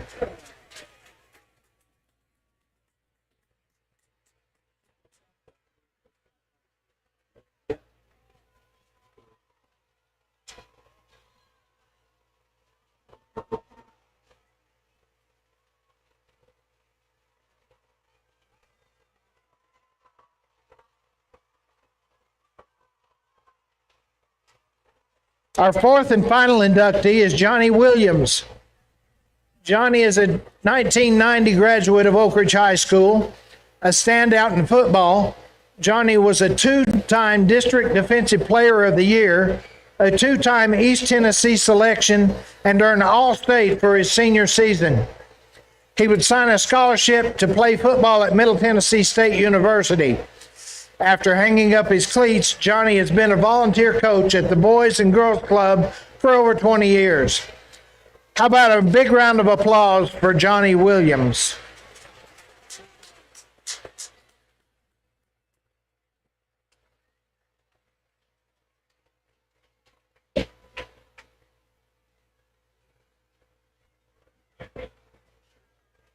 Thank you to these individuals who have played an integral part of Oak Ridge's heritage, and thank them for their contributions to Oak Ridge High School sports.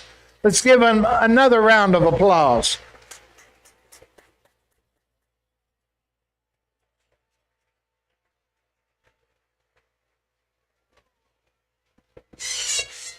Thank you very much, Guy Hamrick. Congratulations to the homecoming queen and king. And, of course, a special congratulations to all four well-deserved individuals who just got inducted into the Oak Ridge Sports Hall of Fame. Brian, back at the station. Appreciate your hard work. Let's go ahead and take a 3-minute timeout. When we come back, we'll have halftime stats and a recap of the first half.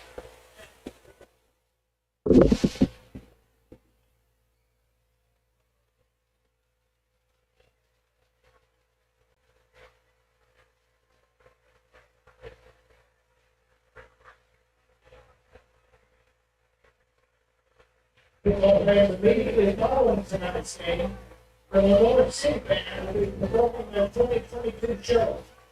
Please be sure to help us clear the field as quickly as possible. Let's go. As we welcome you to the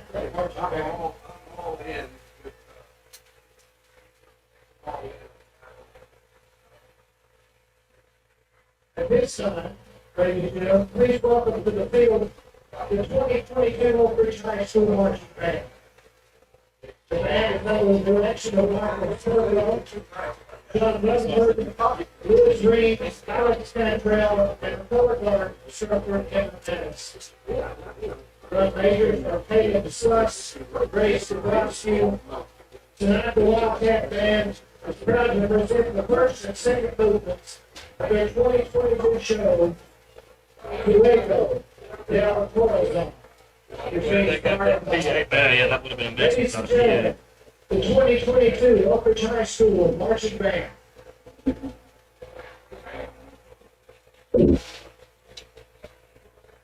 Hey, are you listening? Can you listen and tell me when we're back from our break? Just point to me, because I'm going to take it from there. Okay.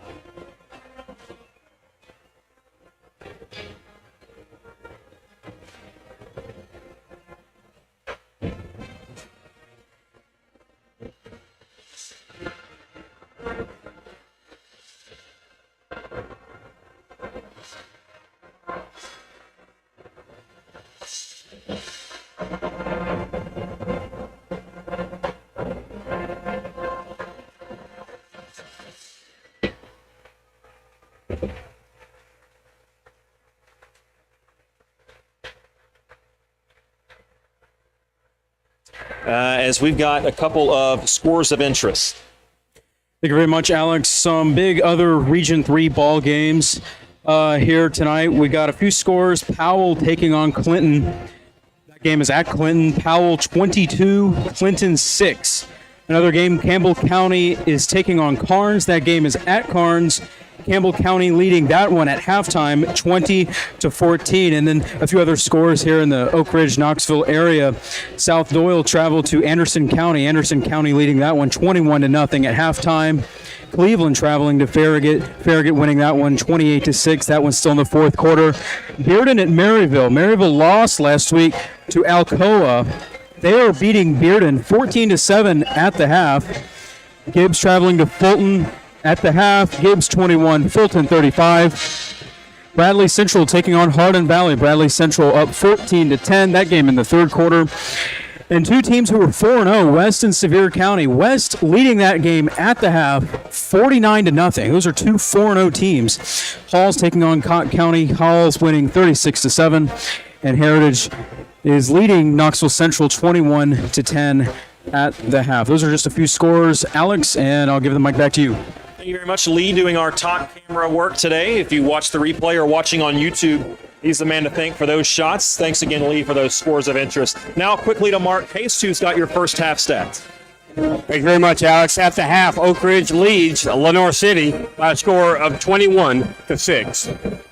On the ground for the Wildcats, they're led by DeJovis Dozier. He has 101 yards on 5 carries. Alamani Rembert has a carry for 13 yards. Jai Hunley has 13 yards on 2 carries. And quarterback Peyton Sharp has 4 carries for 6 yards. As a team, the Wildcats have rushed the ball 12 times, totaling 133 yards on the ground. That's 11.1 yards per carry average for the team. Through the air, the Wildcats, Peyton Sharp is 5 of 9 for 140 yards. Also quarterbacking, Ethan Garza has come in. He's 2 of 3 for 18 yards. So as a team, the Wildcats are 7 of 12 for 158 yards. Receiving for the Wildcats, they're led by Almani Rembert. He has a 56-yard reception. Izzy Mitchell has 2 receptions for 40 yards. Jai Hunley has a 29-yard reception. Will Presley has 18 yards on 2 receptions, and Brandon Hayward has a reception for 15 yards. In the first half, the Wildcats have totaled 9 first downs. They've been penalized 5 times for 40 yards. Looking at on the ground, Oak Ridge, as I said earlier, had 133 yards on the ground on 12 carries. They had 158 yards through the air on 7 receptions for a total offense tonight of 291 yards. Time of possession for the Wildcats is 8 minutes, 35 seconds.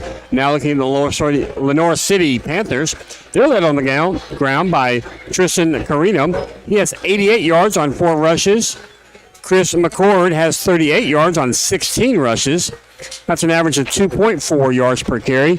And then Grayson Vincil has 2 carries for 15 yards.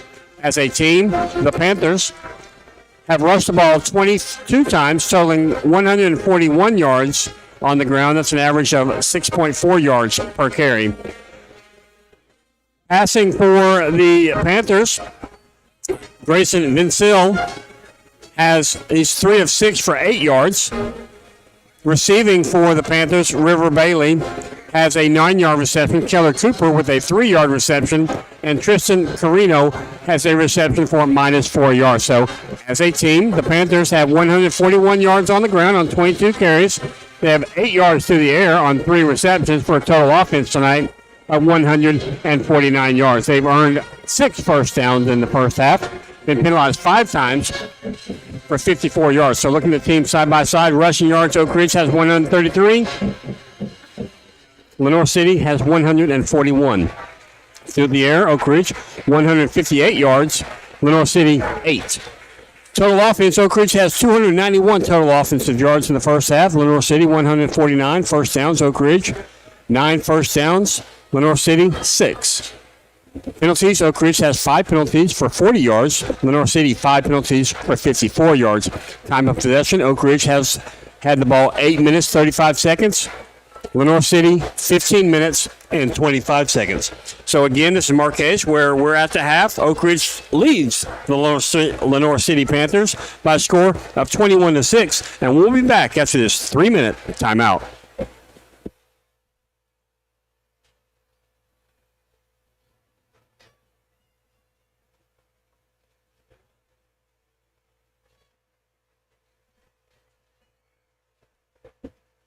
Wildcat fans. This weekend, Oak Ridge High School Masters will begin. We're curious to say, come enjoy the York County comparing the Titans, Oak Ridge, and the Patriots inside the Woods. When we come back, you don't care. I'm going to talk about the classes that are back there. 3 of them. Yeah. And then I'm going to talk. You can put 71 as well. They're celebrating. They missed last year because of COVID, but yeah, 71 is celebrating their 50th. Yeah. No problem. Okay, then I'm going to talk about the king and queen. Okay. Yeah. And then I'm going to talk about As long as we have time, because we got about 2 minutes. If we don't, Yeah. it doesn't matter. Well, and if not, we can always get those in at time. Yeah, sure. Not a problem. Sure. No problem. Got it. What's that? Let's make it rain.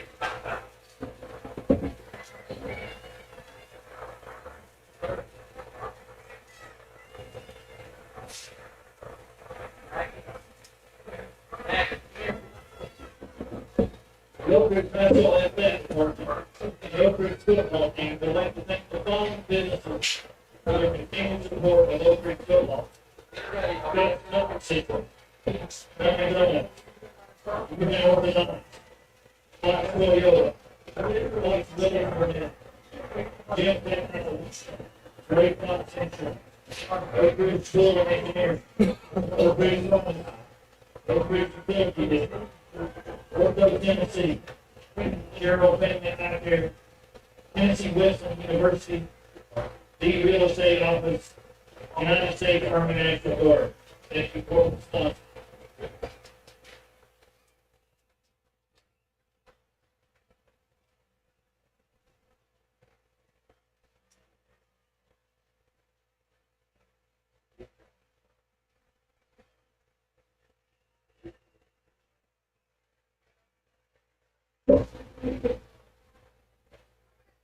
Did you know that Tennessee's social host liability law makes it illegal to provide alcohol to anyone under the age of 21, even in your own home?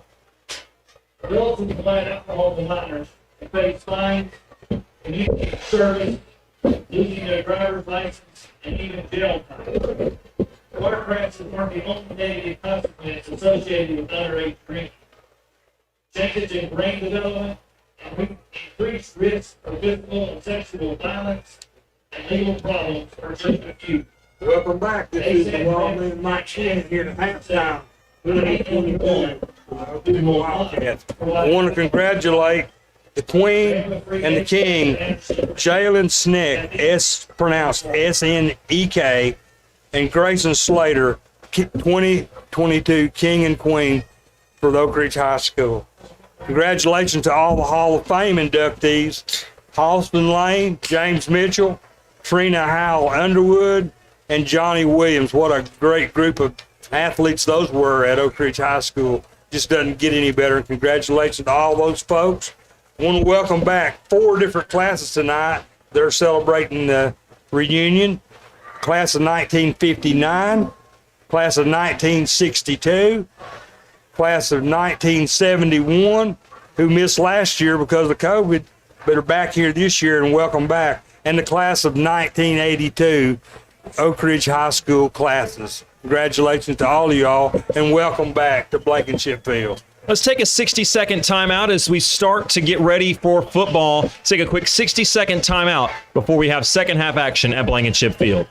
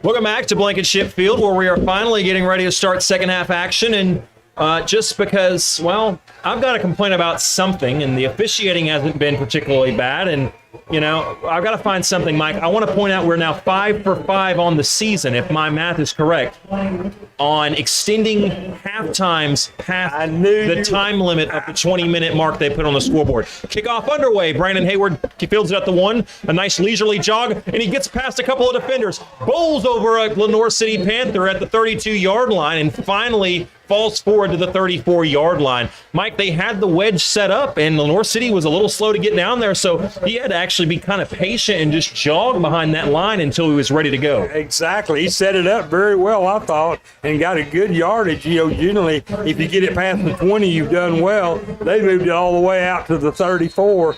Brings up 1st and 10 for the Wildcats here in the third quarter. 11:51. We're just getting started. Wildcats up 21-6. As we start the third half, just 9 seconds into this one. First play from scrimmage upcoming. Ethan Garza into the ball game after Peyton Sharp started at quarterback. Garza will remain in there to start things here in the third. 3 receivers to the right, 1 to the left. The one on the left is Presley. On the right, Rimbert, Mitchell, and Hayward. Screen pass out to Hayward, and boy, that's 4 screen passes towards a wide receiver, and all 4 from multiple quarterbacks, I'll add, have been a yard or 2 short. And that's just, there are easy throws and there are hard throws. Mike, those are easy throws. They've got to be high completion percentage. Well, it really didn't matter a whole lot because Kelly Cooper for the Lenoir City Panthers was right there to smother that play. Brings up 2nd and 10 now for the Wildcat. 2 backs into the ball game as Jai Hunley is working his way back from a lower leg injury.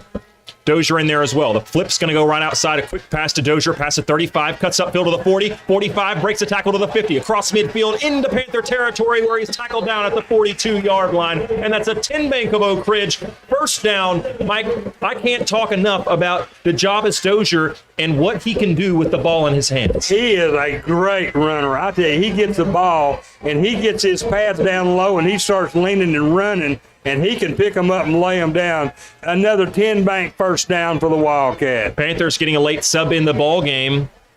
As it's 1st and 10, they will get that substitution made. 2 receivers left, 2 to the right, 1 running back now as Rimbert and Presley are left.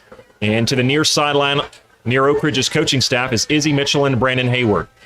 Oak Ridge has had some shots downfield, haven't really been able to complete them, though. They're going to look downfield this time. Looking. Garza's got to flip it out to the right side, Izzy Mitchell, and that's broken up. Incomplete, and it's actually more beneficial to Oak Ridge that it was incomplete because Mitchell was a yard or 2 behind the line of scrimmage. Oak Ridge saved himself a couple yards by incompleting. Yeah, Coach Koch Cummings really didn't want Garza to throw the ball that particular time because Izzy was covered like a blanket. That's one where a little inexperience may be showing there, but it fell harmlessly to the turf here. Relatively new turf still, probably, 4 or so years old at Blankenship Field, which has always been a really nice facility. So much history here. It's really kind of had a facelift over the past couple of years. If you haven't been out, I'd encourage you to do so. Garza, 3 receivers to his left. He's going to get the snap and roll left. Now he's going to roll back right. It's a little tunnel screen to the right side, and Dozier could not complete it. Dozier is not happy with one of his linemen as there's some sort of a miscommunication, I believe, but it doesn't matter. It's 3rd down regardless. 3rd down and 10. Dozier not happy. I don't know that there was a lot of running room if he'd have caught it, but then again, Mike, sometimes there's not, and he makes his own room. Well, I think he was blocking the passing lane was the problem, and he couldn't corral it because the lineman was in the way. 3rd and 10. Big play here early on in this third quarter. Handoff up the middle to Dozier. Stiff arms one man. Bowls over a couple more and somehow makes 6 yards out of absolutely nothing. I don't know how he does it. And all of a sudden, Oak Ridge takes from a potential punt to a likely scenario where they're probably going to go for it. There's a Lenoir City Panther down on the ground, and not the situation you want, but it's going to give Oak Ridge a couple seconds to think about this one. What they want to do here is they're probably going to line up and go for 4th down. Lenoir City Panther is he making his way to his feet? We're going to go ahead and take a 30-second timeout. He's struggling. Let's get a 30-second timeout and come back after this. I thought he was going to get up, and I didn't want to take a break and start playing. He is. He's trying, but he's not making it. Yeah, he's been stunned or something. Huh? Very good.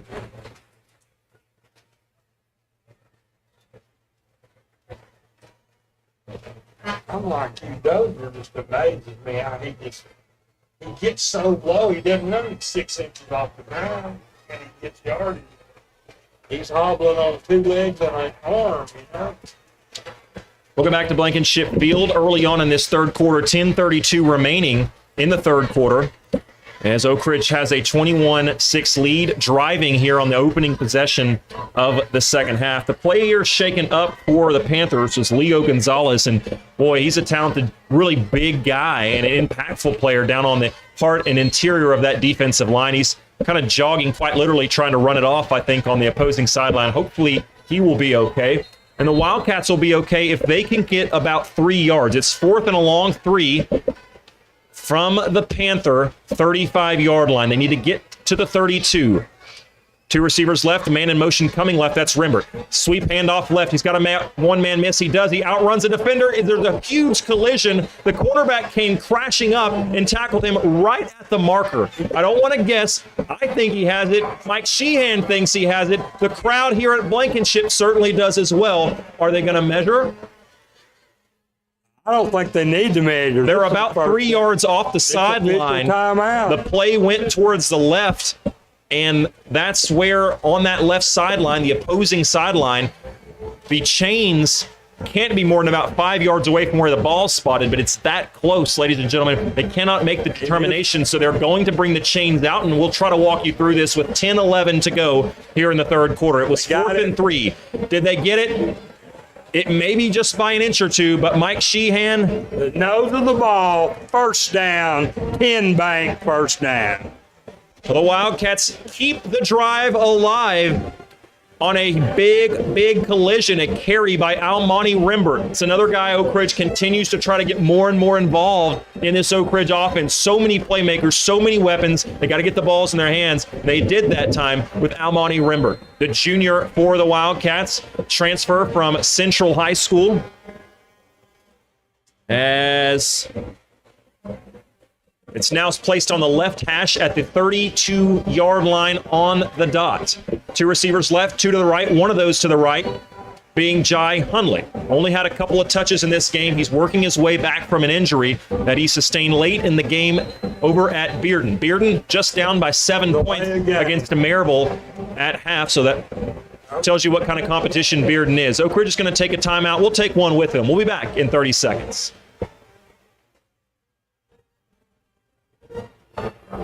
So we'll do the same thing at the end of the game that we did last week, where I'll just have you listen and we'll just kind of talk back and forth. Hopefully it won't take forever to get you lined out. Pretty long delay sometimes. I can, talk about the stats and the. Well, Billy's got some scoring summary to go through. Yeah, that's what I'm saying. Really, no good. Back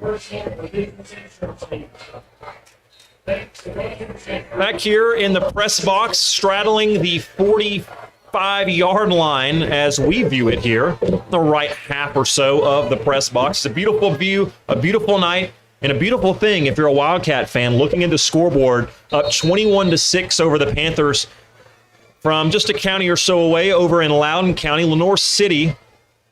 Traveling, a pretty good contingency of Panther fans. 9:46 to go in the third quarter after a 4th down conversion for the Wildcats. Are going to get it on 1st down. Handoff up the middle, cutting out to the left side is Dozier. Keeping his balance and towing the sideline near Lenoir City's players was DeJavis Dozier. He gets 10, he gets 12, he gets 16.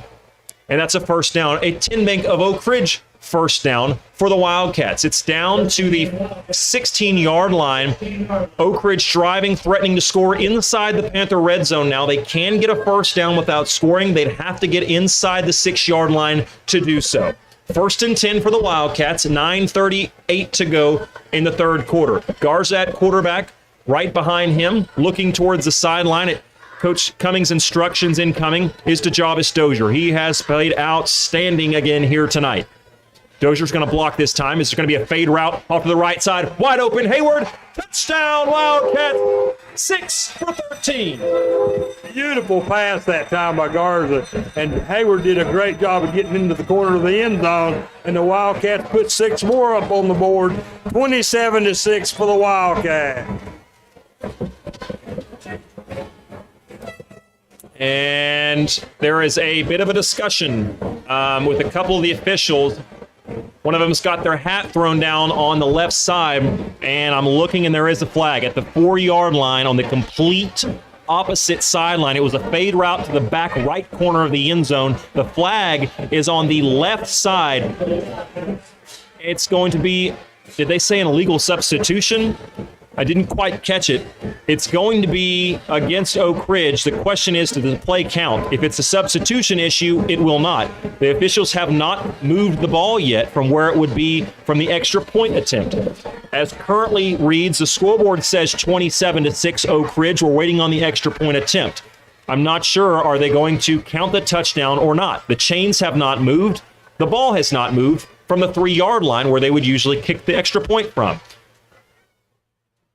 Extra point, or a special teams unit now for Oak Ridge, seeing what's going on, and they are indeed going to come off the field as everyone in here is confused, including myself. Ball is now marked back behind the original line of scrimmage. They still have not signaled that the touchdown doesn't count, as we're waiting to see exactly what happened. And finally, we get a clarification incoming. The touchdown will not count. It is an illegal substitution for the Wildcats, so finally they wave off the touchdown. So the score reverts back to 21-6. 9:33 to go in the third quarter. It will be first down and 13 for Oak Ridge. Wow, what a sequence, Mike. Yeah, that was odd the way that transpired. I wasn't really sure exactly what happened there. Coach Cummings now talking to the head official to get exactly the ruling on this particular play. It looks like the Wildcats are going to have the ball first down and 19? And apparently what looked to be, I think, Ethan Garza's first touchdown pass of the year was no more. One of the prettier balls we've seen him throw this year in his limited playing time, as it was it's going to one of the better opportunities Hayward's had all night. It's going to be first and 13, 19 yards to the goal line, and the Wildcats are still in a huddle over here with Coach Cummings, talking about the play they want to run. Speaking of yardage, our statistician, Mark Haste, comes in and brings up a good point. I don't know a lot about the rule book, but I can tell you I don't think there's any such thing as a 16-yard penalty, and there were 16 yards marked off. They're going to go back to the same play. Snap is off. Hayward, one-on-one. Did he get a foot down? He got it down. Just like that. After minutes of confusion and consideration, it's all for nothing as Hayward gets 6 points right back again. Just throw it up to 13, Mike. What a great play. I tell you, Garza threw another great pass. Brandon Hayward did a super job of fighting for the ball and wrestled it away from the defender right in the corner again from the end zone. He got 3 extra yards on that touchdown. Last time it was 16. This time it was 19.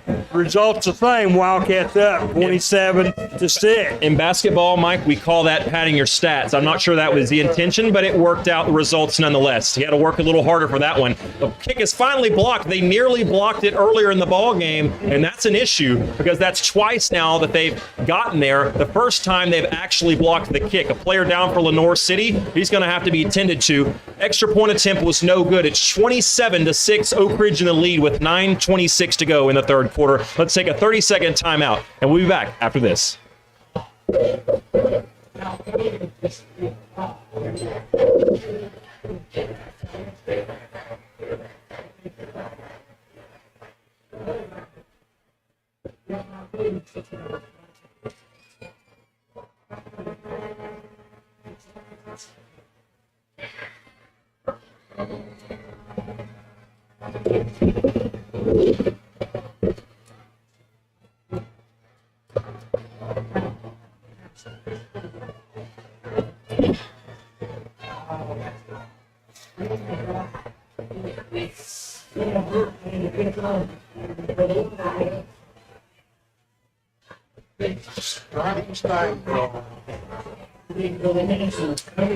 There's a lot of internet conspiracies out there that the show Stranger Things is based about Oak Ridge.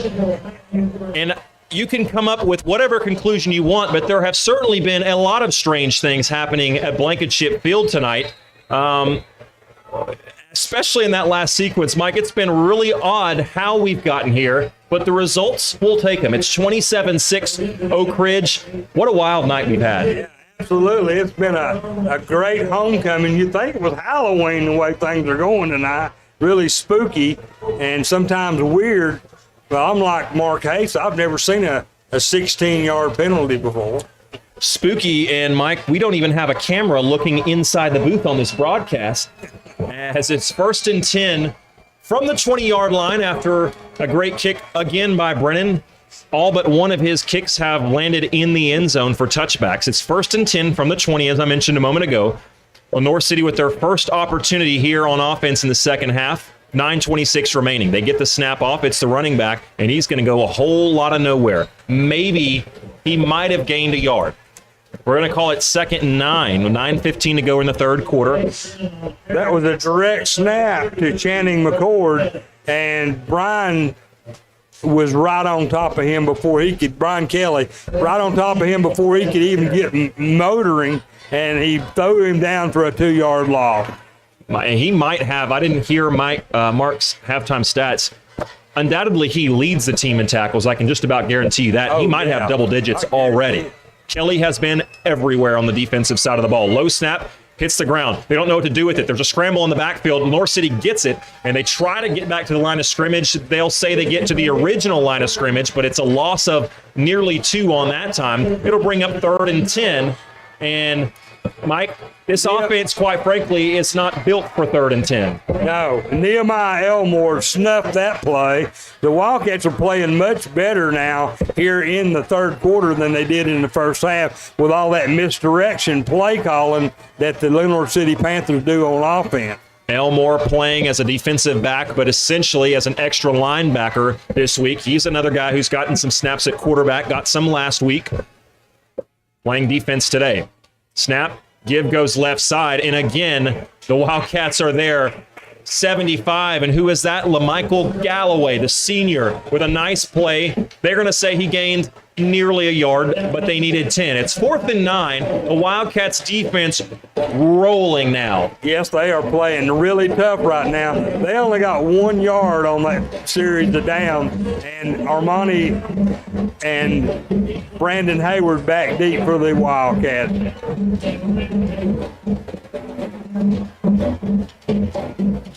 Punter back in punt formation. He snaps it. He is no threat to fake it, and he punts that one, and Rembert nearly got hit with the ball, but he decided at the last moment to get out of the way, and I'm not really sure because he could have fair caught it. Instead, he lets the ball bounce, and it takes a good Panther bounce about 10 yards downfield. Still not bad field position, though. Oak Ridge will take over on their own 32-yard line. With 7:16 to go, what do you want to see from Oak Ridge's offense after a good drive that they had last drive to start the half? Yeah, another good drive, running that clock down, what the Wildcats really need. Wildcats up 27-6 with 7:16 left here in the third quarter. Wildcats in charge right now, and they're coming back on offense. Hopefully they can keep another drive going. 7:16 on the clock. Wildcats moving left to right on your radio or YouTube dial, however you're listening to us tonight. We do certainly appreciate you doing that. We appreciate executive producer David Clary, who's not with us tonight, but is helping behind the scenes. Give on first down goes to Jai Hunley. He goes straight up the middle and bulldozes his way for a gain of 7. It will be 2nd and 3 for the Wildcats. Wildcats back in for the first time maybe all year in their traditional home uniforms, their Cardinal tops, gray pants. I think it's their best look, but hey, maybe I'm biased. 2nd and 3. Now have number 68, Cooper Williams, in for the Wildcats. First time I've seen him this year. He's a sophomore, 6'4", 240-pound. Really, really big athlete, a good athlete, really nice kid. He's struggled with some injuries early this season, but they are glad to have him back and available. Hand goes left side to Hunley, bounces it back right side. Great block downfield from Izzy Mitchell, and Hunley's going to go all the way down, rumble down to the 34-yard line, where he's going to be brought out of bounds by the Lenoir City corner. And there's unfortunately a Wildcat hurt, no flag on the play, but a Wildcat injured in some pain way back at the 45-yard line. Brian Leffler, the Oak Ridge trainer, out to see him. We're going to take a 30-second break. When we come back, we'll have more action from Blankenship.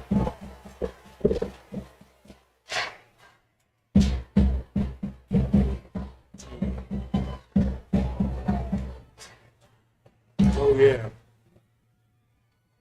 One of these days I might remember to change the score. Yeah, really. You're going to have to teach me how to do it. Not hard. No, it's not. It's just hard to remember. I'm slow, but I'm show.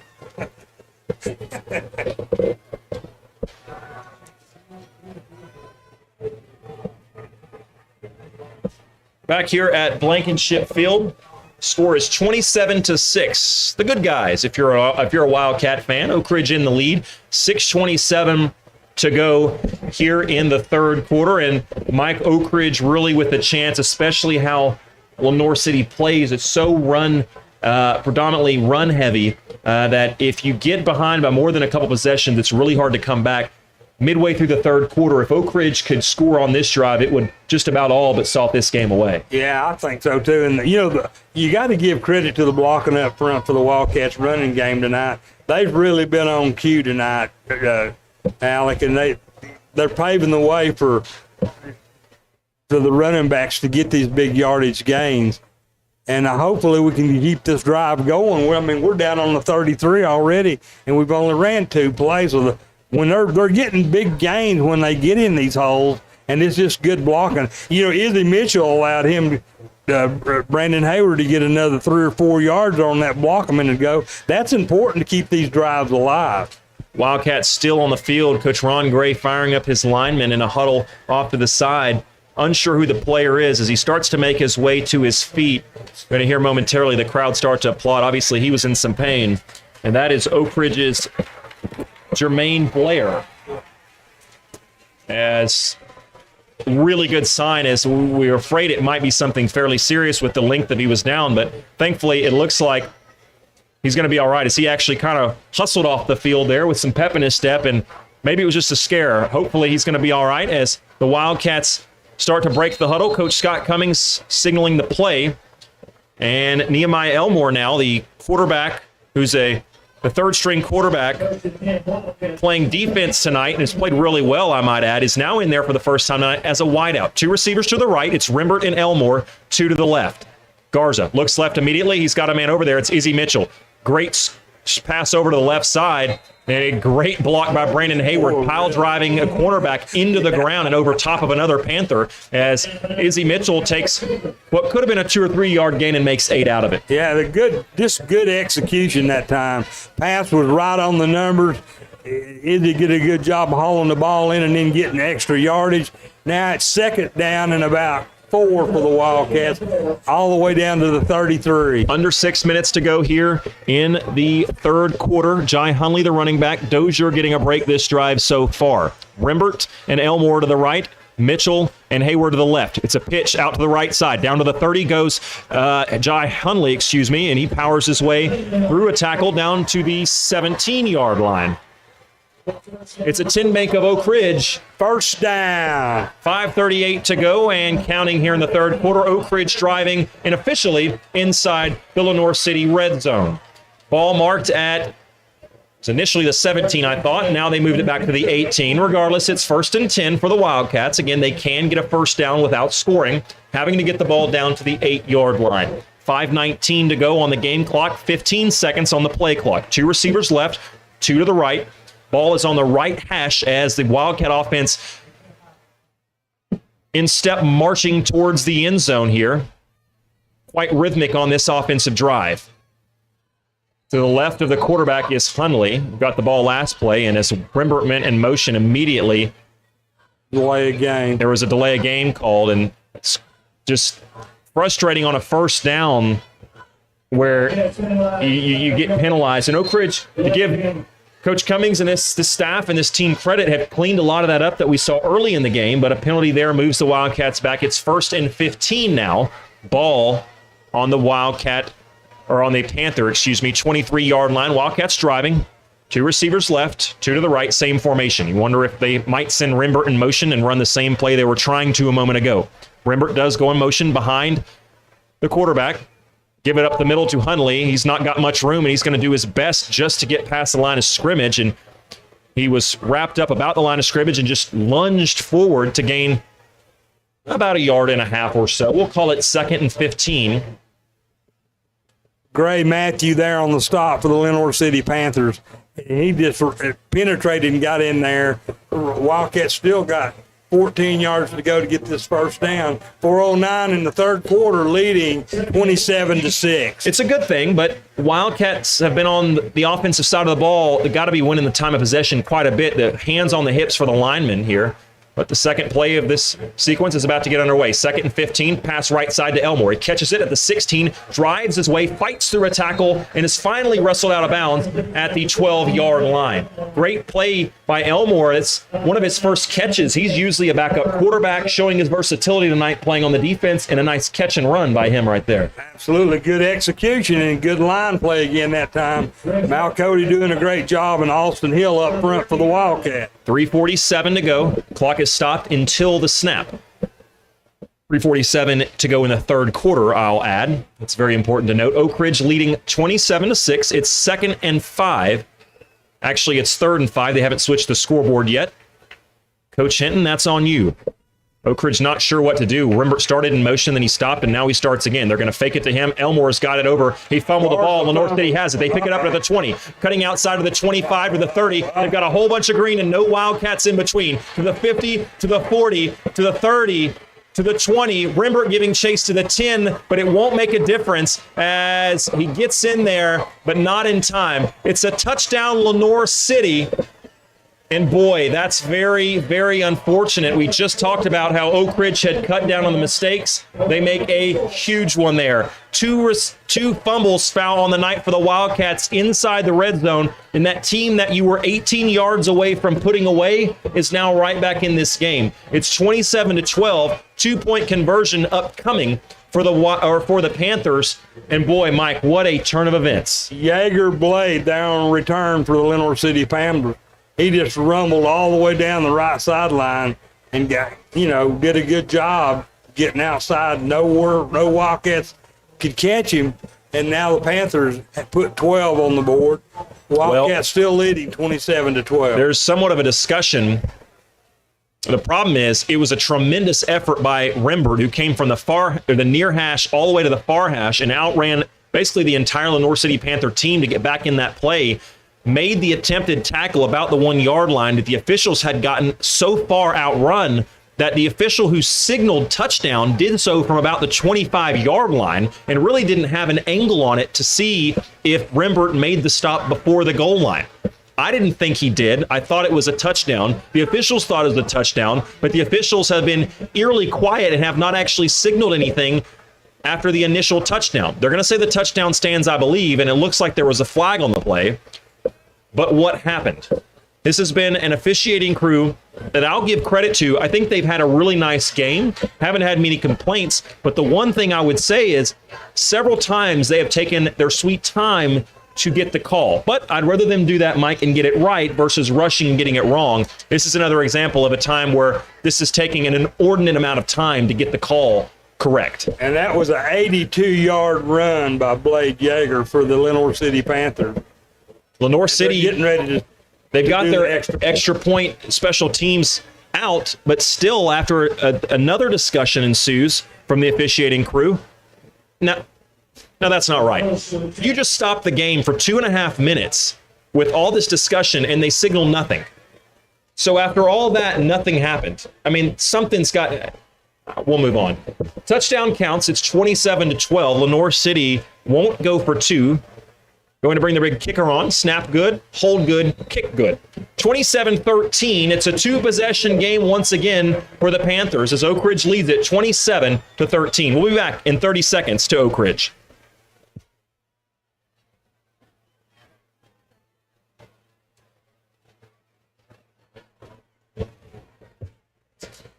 Are you currently vaping and would like to stop, but don't know how?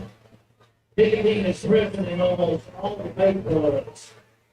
Nicotine can harm the developing brain and increase the risk of future addiction to other drugs. The vapor produced by vape cartridges is not just water vapor. It contains nicotine, artificial flavors, chemicals linked to cancer, and heavy metals. Red 387 hours fan at infants and text bitch vape to 88709 to learn how to quit. Welcome back to Blankenship Field. Alex Myers alongside me, Mike Sheehan doing color commentary, Lee doing camera work for us tonight, Shauna and Mark Pace doing stats, Brian back at the station, and David Clary producing tonight's show. On the crew tonight, we've got Philip Bootsma, who's doing some extra work for us. We appreciate him. Drew Thomas, Josh Frazier, Alex Waraxa, Matthew Charles, also helping us down on the field. We've got a big crew, and it's usually, there's always some familiar faces, and sometimes, Mike, it's just whoever we can round up at the last second to try to get some extra hands. And we certainly appreciate everyone who has ever contributed, as well as all of our sponsors all these years, some of which have continued and some of which don't have their names. They may not have a business, but they're individuals and families who just donate to help make what we do very much possible. Onside kick attempt is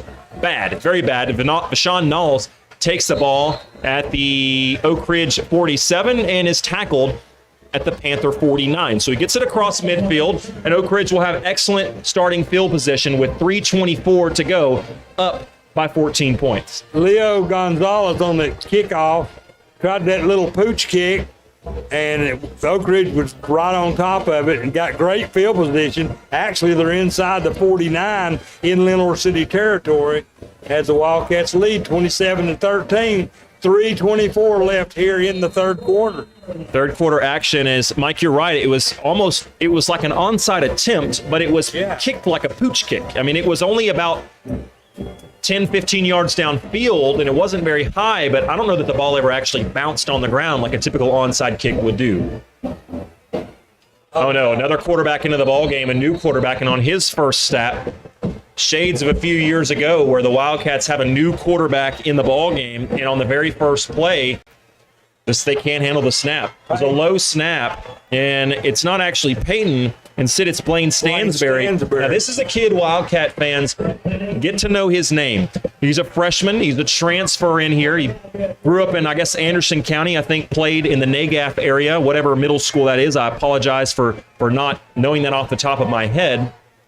And he, by all accounts, is a very talented player who looks to have a very bright future in a Cardinal and gray. He gets a snap much cleaner this time. He hands off left side to Hunley. Hunley across the 45, now to the 50. Breaks the tackle, crossing midfield down to the 43-yard line. Jai Hunley showing some burst, the best burst we've seen of him since he's come back from that injury sustained in the second week of the season. Bats Darius on the touchdown-saving tackle for the Lenoir City Panthers, but not before the Wildcats move the ball on down the field to the 43. Brings up now 3rd and 4 for the Wildcats. After the huge loss on first down, it was a great gain to get this in a manageable situation. Oak Ridge had a hard count from Stansberry, the freshman quarterback, to no avail as Lenoir City almost jumped, but they didn't. Back into the ball game for the first time in a couple of drives at the hip of Stansberry is running back to Javis Dozier. Stansberry wide open down the middle, down to the 25-yard line goes Brian Kelly. Breaks a tackle to the left side, past the 20 and all the way down to the 15-yard line, and he is shoved into the fence. That's a clear penalty. They throw the flag, and that's egregious. There is a late hit, and there is late hit with intent, and that's what that was, as it was a shove directly into the cast iron fence that is more than 5 yards off the field. That's a dirty play, and that has no place in high school football. Yeah, that's how people get hurt right there. But thank goodness the ball was between him and the fence. He wasn't injured, but that was a dangerous play right Very there. dangerous, but thankfully Brian Kelly is okay. That, quite frankly, is a guy that the coaching staff needs to take out of the game for a play or two and say, hey, you got to get your head about you. And I'm sure that's a good kid, whoever that player was. We won't name names, but that's just a play that has no business between the hashes, or as that was outside of the boundaries. And that moved the ball inside the 10 now for the Wildcats, all the way down to the 8-yard line. 8-yard line. 1st and goal for the Wildcats. Stanberry at quarterback. 2 receivers to the right. Kelly still in the ball game as the fullback. Hand goes right side to Dozier. He gets hit hard and he fumbles. They're going to say he's down. I don't think he was down. But Oak Ridge catches a break because the official immediately said he was down. Boos hail from the visiting sidelines, and quite frankly, I get why. I think they blew the play dead, Alec. That's what happened. I think that's the ruling is that, yeah, I think you're right. I think the ruling was that progress was stopped. Right. I don't think he was down. Right. But Dozier comes up a little gimpy, and Oak Ridge does have a bye week next week, but you got to get out of this game healthy. So Oak Ridge is desperately in need of getting some guys healthy. They're close. Coach Cummings said they're close to getting several guys back. They got Hunley back tonight. He's not with a full load tonight. He's only had a few carries, but he's now into the game as a primary tailback. Dozier off to the sideline. Presley off to the left side, all alone. 3 receivers right, Rimmer, Mitchell, and here's an interception. Drop back. It was intended towards Hayward, and Stansberry threw it right into the arms of, I think that's 16. It's hard to tell the Lenoir City numbers. I think it's 18, Eli Harrison, the outside linebacker who just read that all the way. They were in zone coverage, and Oak Ridge was trying to get it to the outside receiver, which was Hayward, and Stansberry threw a nice-looking pass, but the problem was he had slid right into the path of that ball, and that's just a freshman mistake. Nice play from Lenoir City. Yeah, Eli Harrison jumped in front of the ball, intercepted it, and that stifled that drive. A great job by the Wildcats of getting the ball down inside the 8, but that interception was very costly. Keep the Wildcats out of the end zone. But trailing comfortably, 27-13, 43 seconds left here in the third quarter. 27-13, as you mentioned, nearing the end and the expiration of this long third quarter. 1st and 10 from the 22-yard line. The Panthers take the field. High snap. It's corralled. Quarterback back to pass. Fires a pass over to caught to the midfield marker and beyond, down to the 47-yard line of Oak Ridge.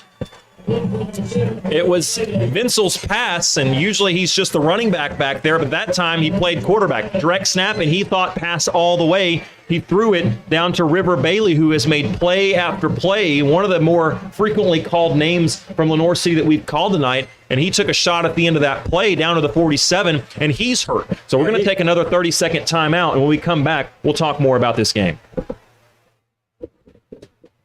I'm not trying to cut you off. We got about 3 minutes of less of commercials at halftime than we normally get because of that stuff.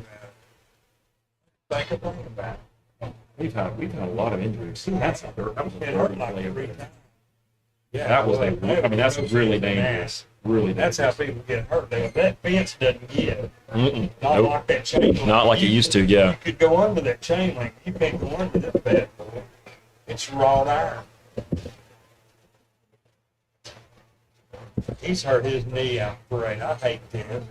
I hate to see a player like this hurt. Bailey on the field still in some pain, and they're looking at him as both teams huddling now. And Mike, this is a game that, again, a couple possessions ago, Oak Ridge had a shot to, I think, quite frankly, put this game away. Had they gone up 34-6 against this offense, who's primarily, they like to run the ball. They're not real comfortable clearly throwing the ball, at least with frequency downfield. Instead, there was a fumble, the second fumble of the night inside the Oak Ridge Panther 15-yard line. Oak Ridge switches quarterbacks, has a fumble on the first play of that drive, make up for it with some nice plays, go all the way down to the 8-yard line, and on 1st and goal, throw an interception with the third quarterback play of the game. And now, Lenoir City trailing by 14, still late in the third quarter here. If they put together a drive here, now they're not in a rush.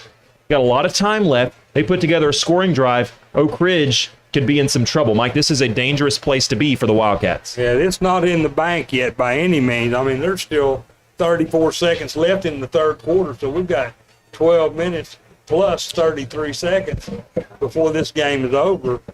And then River Bailey finally up and getting off the field. Oak Ridge fans that are left, a lot of which have left. You can look down and see a lot of empty seats. I think a lot of fans thought this game was over, and I've got news if you're driving home, it's not. Not yet. Oak Ridge has played 3 quarterbacks into this game. Coach Cummings hinted in our pregame interview that Peyton would start, but kind of hinted that Ethan Garza might get some looks, and he absolutely did in the second quarter. Started the second half, had a nice drive, capped off by a touchdown pass in the deep corner of the end zone to Brandon Hayward, who made a nice juggling catch over a defender. He was replaced by Stansberry, who led the Wildcats down the field on that last drive before an interception ended the drive. High snap, Lenoir City back on the field at the 50-yard line. They're going to get it down to the 47. And there's a flag immediately. It was around the time that the tackle was made. I don't know if it was a holding or if it could have been a face mask. We've got Tyler Pickens there on the stop for the Wildcats immediately. He never got back to the line of scrimmage. They're going to call holding against the Lenoir City Panthers. They're going to back them up 5 more yards, Alec. And that's the thing. We've talked about it and talked about it. The Wildcats have not played a clean game. They've much cleaner here in the second half. But Lenoir City, they haven't played a clean game really all the way through, and it's hurt them. It's hurt both teams, obviously, but Lenoir City, boy, you think they're in this game now as the third quarter's about to expire. Boy, they could really be in this game if they could have just cut down on the penalties. Third quarter's expiring. We're going to take a 30-second timeout. We'll come back with the fourth and hopefully final quarter of action here from Blankenship Field. Score 27-13, Wildcats on top.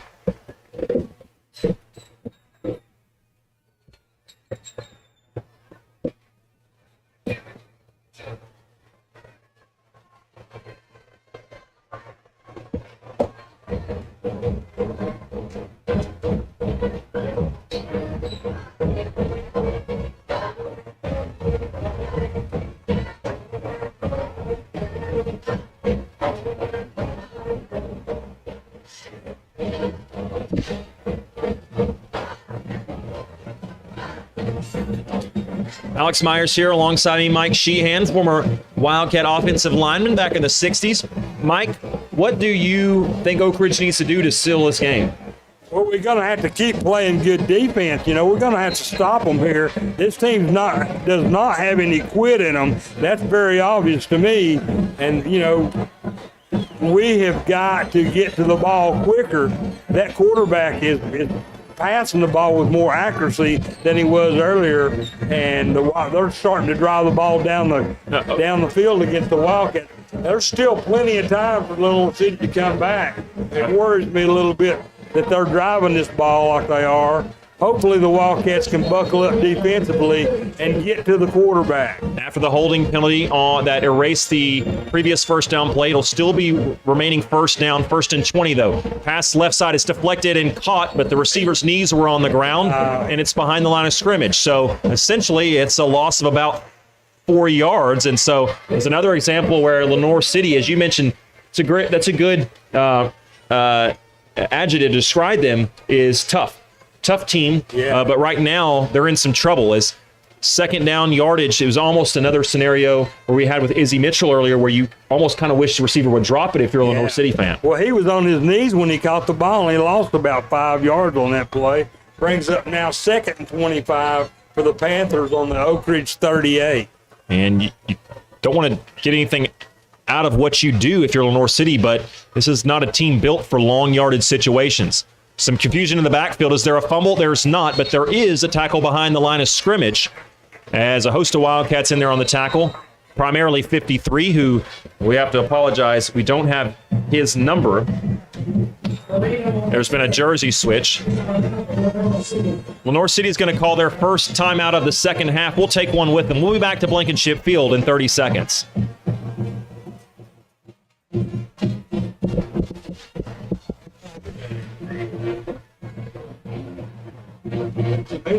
The running back ran into the quarterback. He did. There you go. That's what I thought for a second. I thought there might have been a fumble.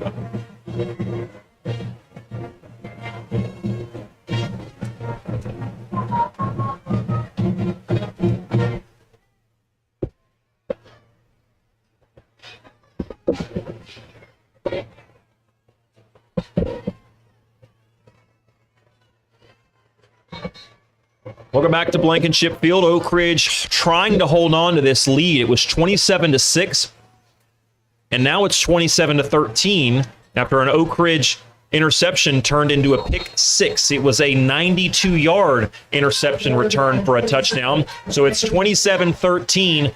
Lenoir City trailing, but with the ball. Unfortunately for Panther fans, it's 3rd and 27 from the 36-yard line of Lenoir City. 11:03 to go here in the fourth quarter. Handoff left side. It's a lateral back, so they can still pass it forward. They're going to try to do that, and this one's going to be incomplete. It really should have been intercepted. It was one of the more interceptable balls you'll ever see. It hung in the air, and 2 Wildcats were there. The problem is they both went for the ball. Regardless, it's incomplete, and it'll bring up 4th and 27. Grayson Hope and Brandon Hayward both had a chance to catch that ball, more so than the offensive player did. And the Lenoir City Panthers have dug themselves a big hole. They're going to have to kick the ball from their own 20, and the Wildcats are going to get good field position here. Armani Rembert and Brandon Hayward back deep for the Wildcat. 10:54 to go here in the fourth quarter. As you mentioned, Rembert and Hayward telling each other to scoot up. Oak Ridge hasn't really had a shot at a punt return. Been good kicks that have bounced and taken great Lenoir City bounces. This one will do the same. It hits at about the 33 and rolls down to the 25-yard line, and that's where the Wildcats will take over with 10:46 to go here in the fourth and final quarter. Oak Ridge it'll be interesting, Mike, to see what quarterback they trot out here. They've played 3 different ones. Each quarterback has had some success, with the last quarterback threw an interception. The freshman, very talented kid, made a mistake there, and it looks like to me they're going to bring back number 14, which is Ethan Garza. Exactly. I think you're right. He's in there with the huddle with Coach Cummings and the rest of the Wildcats. Bashawn Knowles in there. See if he comes out. He hadn't seen a lot of time at wideout in this game. He has in some other games. And indeed he will. Knowles out there, Izzy Mitchell, Nehemiah Elmore, and Jai Hunley, along with Almani Rimmer, the specialist in there for the Wildcats. Elmore, if there is a trick play in the book, he can definitely throw it as a third-string quarterback. This one goes to a handoff, which is going nowhere but backwards. Into the backfield, shot number 65, which is Egan Raines, the senior defensive lineman. Couple of times, Lenoir City, I don't know if they're just great athletes and they're just jumping that quick or if they've timed the snap count, but a couple of times, Oak Ridge's running backs have been tackled before they really even secure the ball. Ethan jumped the gap that time and just got right in there on top of him for a 5-yard loss for the Wildcats. 10-12 to go here, clock running in Oak Ridge's favor to do so. 2nd and 15 for the Wildcats. Garza looks left. There's nowhere to go. He's pressured. He's going to finally throw it to Knowles behind the line of scrimmage. Knowles fights through one tackle and is finally wrangled down after a gain of about 2. That's a lot of work for 2 yards, but a nice play by Knowles to make something out of nothing. Yeah, good defense again by the Panthers. They're swarming to the ball. At that time, number 10 for the Lenoir City Panthers, Carter Yole. So brings up now 3rd and 13 for the Wildcats on their own 22-yard line. 9:33 to go here in the fourth quarter. The Wildcats trying to extend this drive, but I think they obviously want to get the first down, but I think a really important thing would be if you don't get the first down and you're passing, try to at least get a completion so you can tick 40 more seconds off the clock before you have to punt it back. They will actually decide to run it. Think a smart decision. Left side, Hunley. Hunley across the 25 to the 30. He's going to flirt with first down territory, but he won't get it. He comes up about 1.5 yards shy. Boy, Mike. And, well, maybe not, because there's a flag on the play way back at the 23-yard line, which is just a yard past that line of scrimmage previously. If it's against Oak Ridge, you have to think that Lenoir City's going to accept the penalty.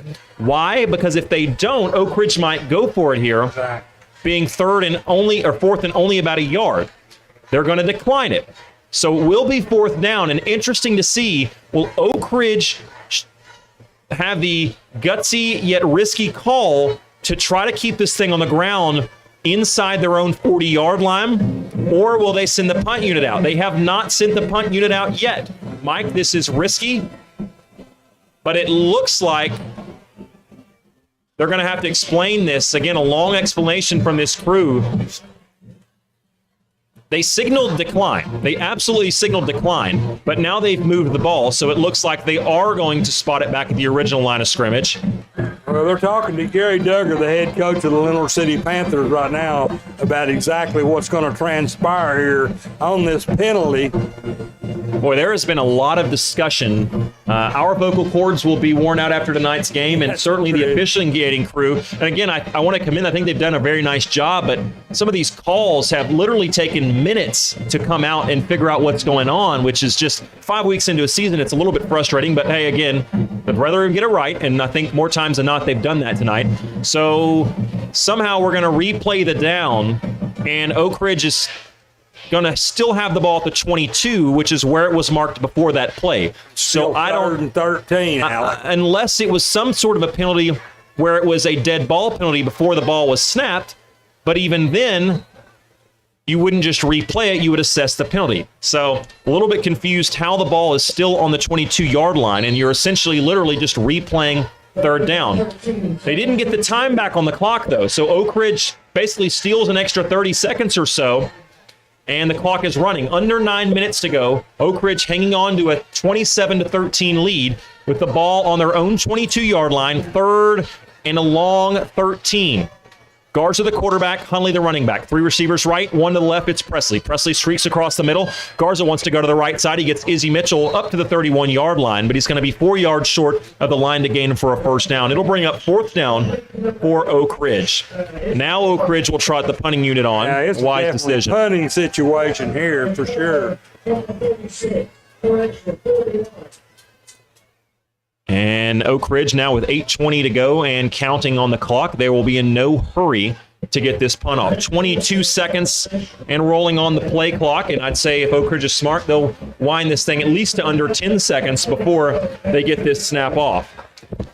Brendan Pearson kicking for the Wildcat. Absolutely is, and they get it to 8 seconds before the snap is off. Light rush, beautiful punt, end over end. He gets it to turn over. It lands at the 22-yard line, and it's going to settle down at the 21 before Oak Ridge is going to get it down. It was, I think, the first time we've called his number tonight. David Jenkins, the 5'11", 180-pound junior.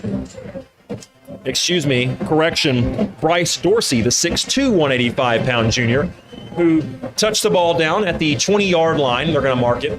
So it'll be 1st and 10 from the 20-yard line for the Panthers. They've got 80 yards to try and hit pay dirt. And even though Oak Ridge didn't really do anything that drive, they did one thing, Mike, which is run some clock. And this is a Lenoir City team that, aside from one play in this game, is not a team that really has scored fast or even moved the ball down the field at a quick pace. They're going to have to change that if they want to try to score twice before this game ends. They certainly are. They got, the Wildcats really need to buckle down right here and hold them and get the ball back so they can end this game. Up 27-13, 7:49 left.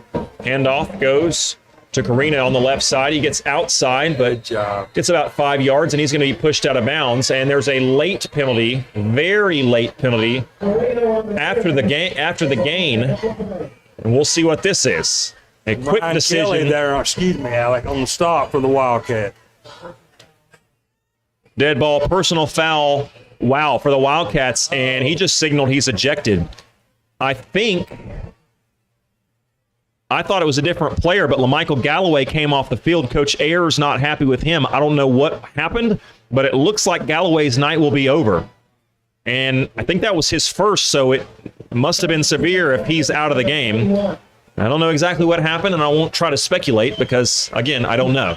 But it certainly helps the Panthers' cause as they're going to get a first down out of the deal. It's 1st and 10 now, ball all the way up to the 40-yard line, so now just 60 yards away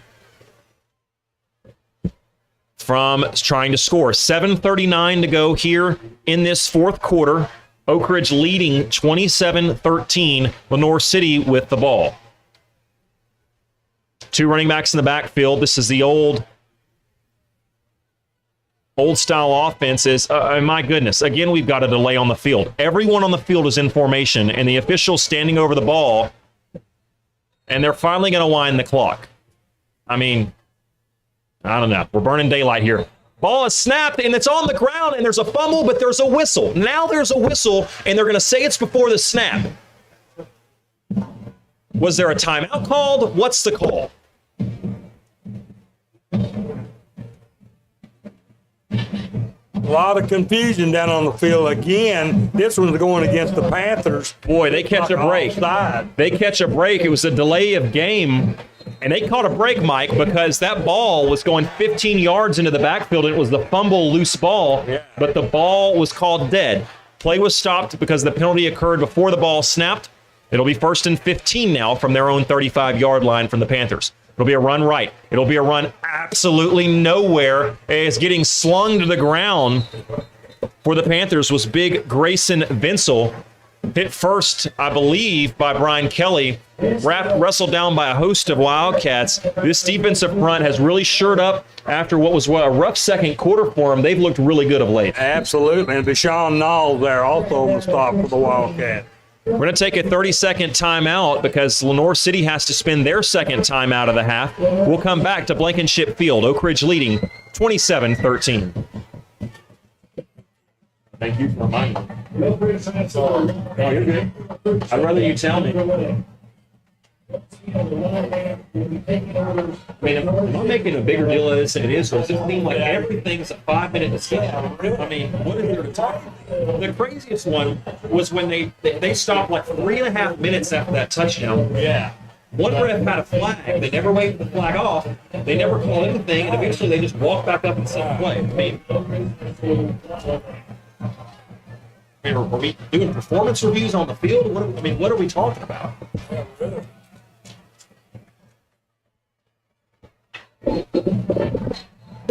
Welcome back to Blankenship Field. Thank you to a friend of mine texting me saying Powell and Clinton are tied in the fourth. Powell will be Oak Ridge's next opponent.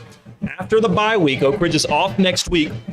They will travel to Powell. So that will no doubt be a much hyped, much talked about game going into that one, and Oak Ridge will have a couple of weeks to prepare for it.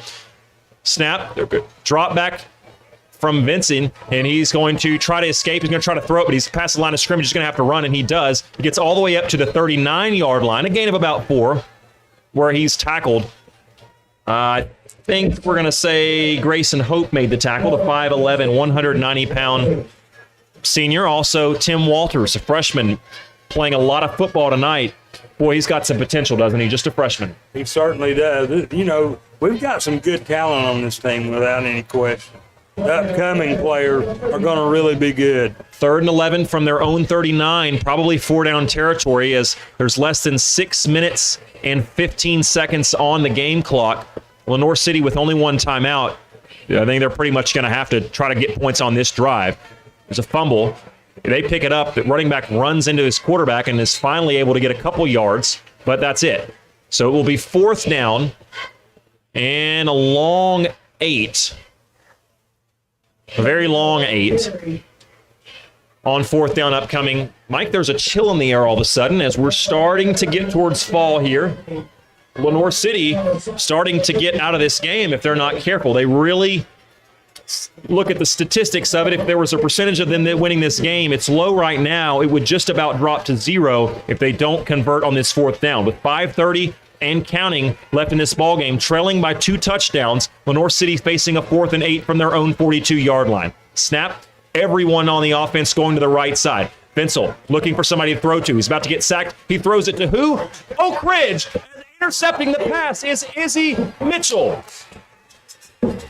Mitchell dove on the ground. It popped up off his chest, and he wrangled it back in for the interception. It's Izzy's first of the night, and Oak Ridge gets the ball back at their own 49-yard line. And give an assist to Brian Kelly, because Brian's the one that tipped that ball up in the air. Izzy alertly caught it for the interception and gave the Wildcats back possession of the ball it's on the 49-yard line. And the Wildcats are in good shape here with 1st and 10 on the 49, 5:13 left, up 27-13. Garza at the helm, and it appears that he will hold on to the reins for the remainder of this ball game at the quarterback position. Dozier, nice to see him back out there after he was shaken up a little bit earlier in the 3rd. Now late in the 4th, he's back in there. One receiver right, it's Mitchell who just intercepted the pass. 2 receivers left, Hayward and Rembert. It was a nice fake there by Ethan Garza. He fooled me. And they fooled the defense a bit as it was a gain of 4. Bring up 2nd and 6 after the Dozier 4-yard carry. 5 minutes and counting on the clock here in the fourth quarter. Oak Ridge kind of just trying to salt this game away, Mike. Yeah, Brian Kelly's in the backfield again. It's always excited to see him in there. He's a big playmaker, very strong young man. If he gets a hold of the ball, he's like Hunley. He can take it on up the field. Rembert in motion, moving left to right, and there's going to be a flag. I think somebody on Oak Ridge probably jumped a little bit early, and that is going to be the case. It's a false start on the Wildcats. It wasn't Rembert. He was in motion, but somebody on that line of scrimmage, one of the linemen jumped just a little bit early. So now what was 2nd and 6, very manageable, is now becomes a 2nd and 11. Clock stops until the snap. Nope, actually they're going to go ahead and run it. So Oak Ridge actually kind of steals a few seconds right there, unintentionally. 4:30 on the clock, 17 seconds on the play clock. Oak Ridge doesn't need to snap it yet, but they'll snap it with 13 seconds. The give goes to Dozier right up the middle, and he's lucky just to get back to the line of scrimmage. Ball nearing the left hash, nearing midfield. It'll be 3rd and 12 from the Oak Ridge 47-yard line. 4:05 to go and counting, and boy, Mike, you want to move the chains here, but our eyes keep venturing to the right towards the Appalachian Underwriters building. Just to the left of that as we're looking at the scoreboard. Under 4 minutes to go here, and that's really what you're playing. You're almost not playing Lenoir City at this point. You're playing the clock. Exactly right. Blade Yeager there on the stop for the Lenoir City Panthers. He's the one that ran that ball back here a while back. 3rd and 12. Garza, the quarterback, looking to his right. He's going to snap it, give it back on the delayed handoff left to the running backs going past the 40, down to the 35. And what does that mean? He's got a 10 bank of Oak Ridge. First down, Jai Hunley on the carry. As that was poor announcing on my fault. I've struggled to remember Jai's last name. I've said it probably 100 times or more this year, and 101 was not kind to me. But he does get the first down, and the sticks move. He was out of bounds on the play, so the clock stops momentarily, but what a run there on 3rd and long. That was a great run. He fooled the Panthers. They thought they were going to come up the middle again, and he got outside and got the first down and put the Wildcats in good position here on the 36-yard line in Lenoir City territory now. 3:27 left in this game. Clock will start on the snap. 2 receivers right, 1 to the left for Garza. He gives it up the middle to Hunley. Across the 35, stumbles down to the 25, and bowls a man over all the way down to the 21-yard line. And what's that? That's another 10 bank of Oak Ridge. First down for the Wildcats as they're inside. Oh, they're a yard away from being inside the red zone, but they're down inside the 21-yard line. Wow, Oak Ridge threatening to score now all of a sudden. Great, powerful running by Hunley that time. He really was down there driving and pushing and for everything he's worth. He's a running back that seems to get stronger as the game goes on. He's coming off an injury, hasn't played in a few weeks, and it seems like he's sort of catching his stride late in this one, hasn't he? I agree. 2 receivers to the right, 1 to the left. Vashon Knowles, that receiver on the left side.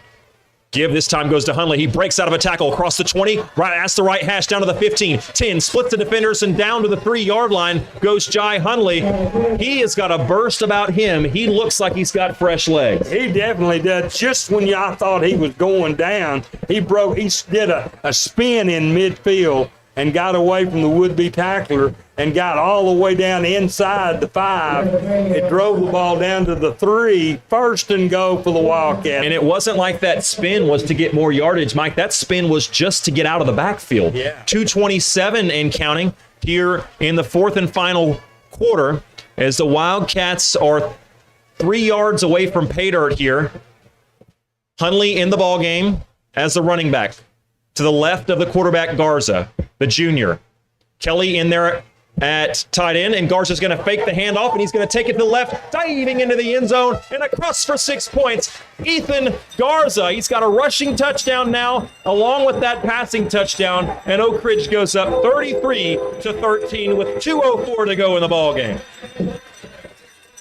Just a great, determined run. Quarterback keeper swept outside and outran the Lenoir City defense for the end zone for a 3-yard touchdown. Wildcats now lead comfortably, 33-13.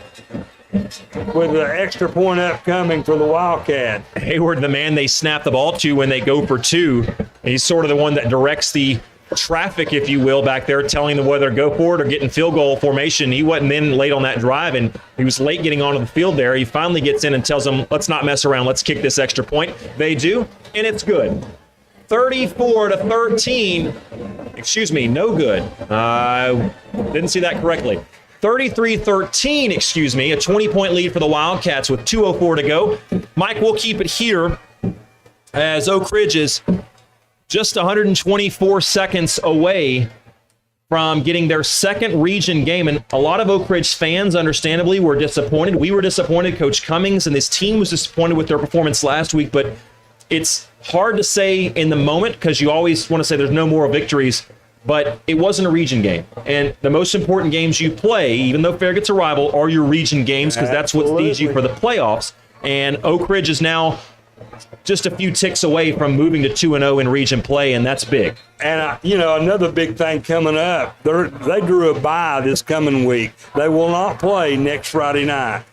And when they get a big rest, and then they've got Powell over there at Powell. At Powell? Probably the key regional game so far of the season 2022. Oak Ridge a couple minutes away from moving to 2-0 on the season with in-region play. 3-2 overall with a win over Clinton and presumably a win over Lenoir City here tonight. Short kick fielded after it was bobbled at the 9. And McCord's going to take it up past the 20 down to the 24, and he's going to be taken down by, if we can see the number, 16 for Oak Ridge, which is Junior Adams. Nice to see him getting in there on a stop as some sportsmanship from Nehemiah Elmore is helping a Lenoir City player with an injury. It looks like maybe a cramp, and he's helping a guy. You forget sometimes in the intensity of these games, Mike, these are high school kids, and it gets intense at times, and certainly there are some mouthing back and forth during the course of competitive sporting events, but nice to see some sportsmanship right there by Nehemiah Elmore. Absolutely. Score. 1:56 to go in this ball game as Lenoir City takes possession at their own 23-yard line. Oak Ridge leading 33-13. Again, 1:56 remaining in this ball game. Lenoir City just leisurely on their way out to the field. They probably realize what most folks realize by this point, that this one's pretty much over. They only have one timeout, so if they try to get something going, they can only stop the clock once with the timeout. They will pass. It's Vincel. Nowhere to go with it. He's going to scramble up to the 20, try to run a man over to no avail. And a great stop that time by Mikey Teasley, the 5'8", 140-pound freshman. That's another athlete, a good baseball player for the Wildcats, presumably. I know he was a good player growing up, assuming he still plays baseball.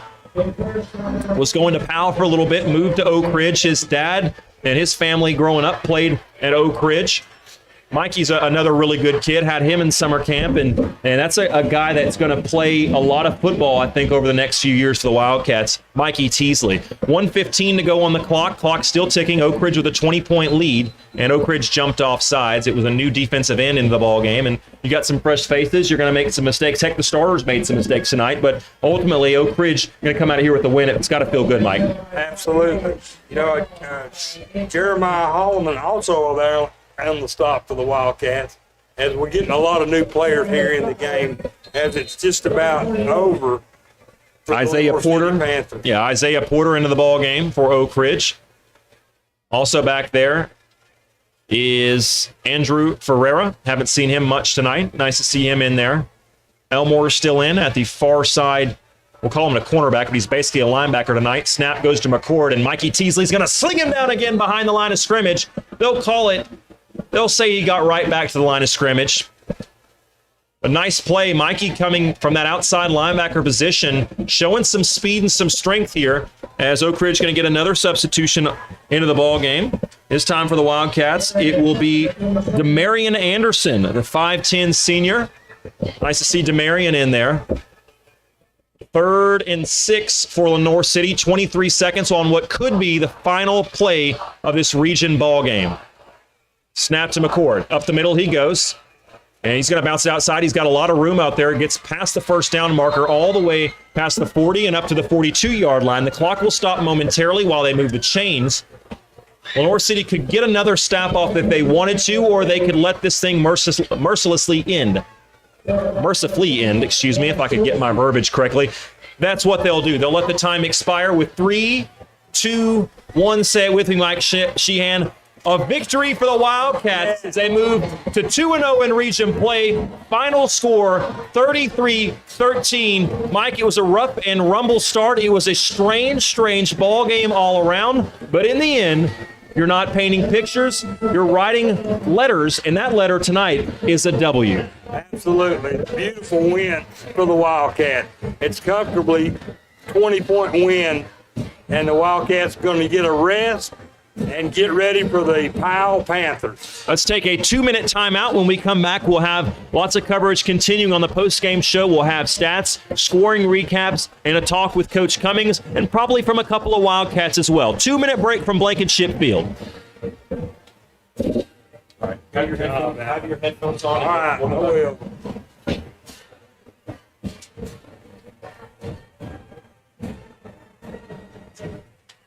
Where's my phone now? There we go.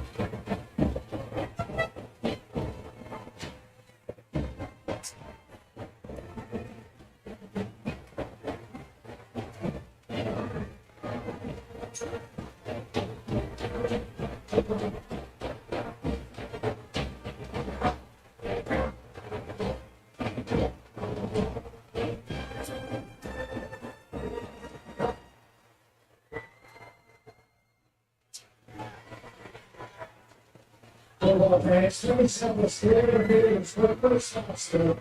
And you welcome the Panther Marching Band to present the 2022 show.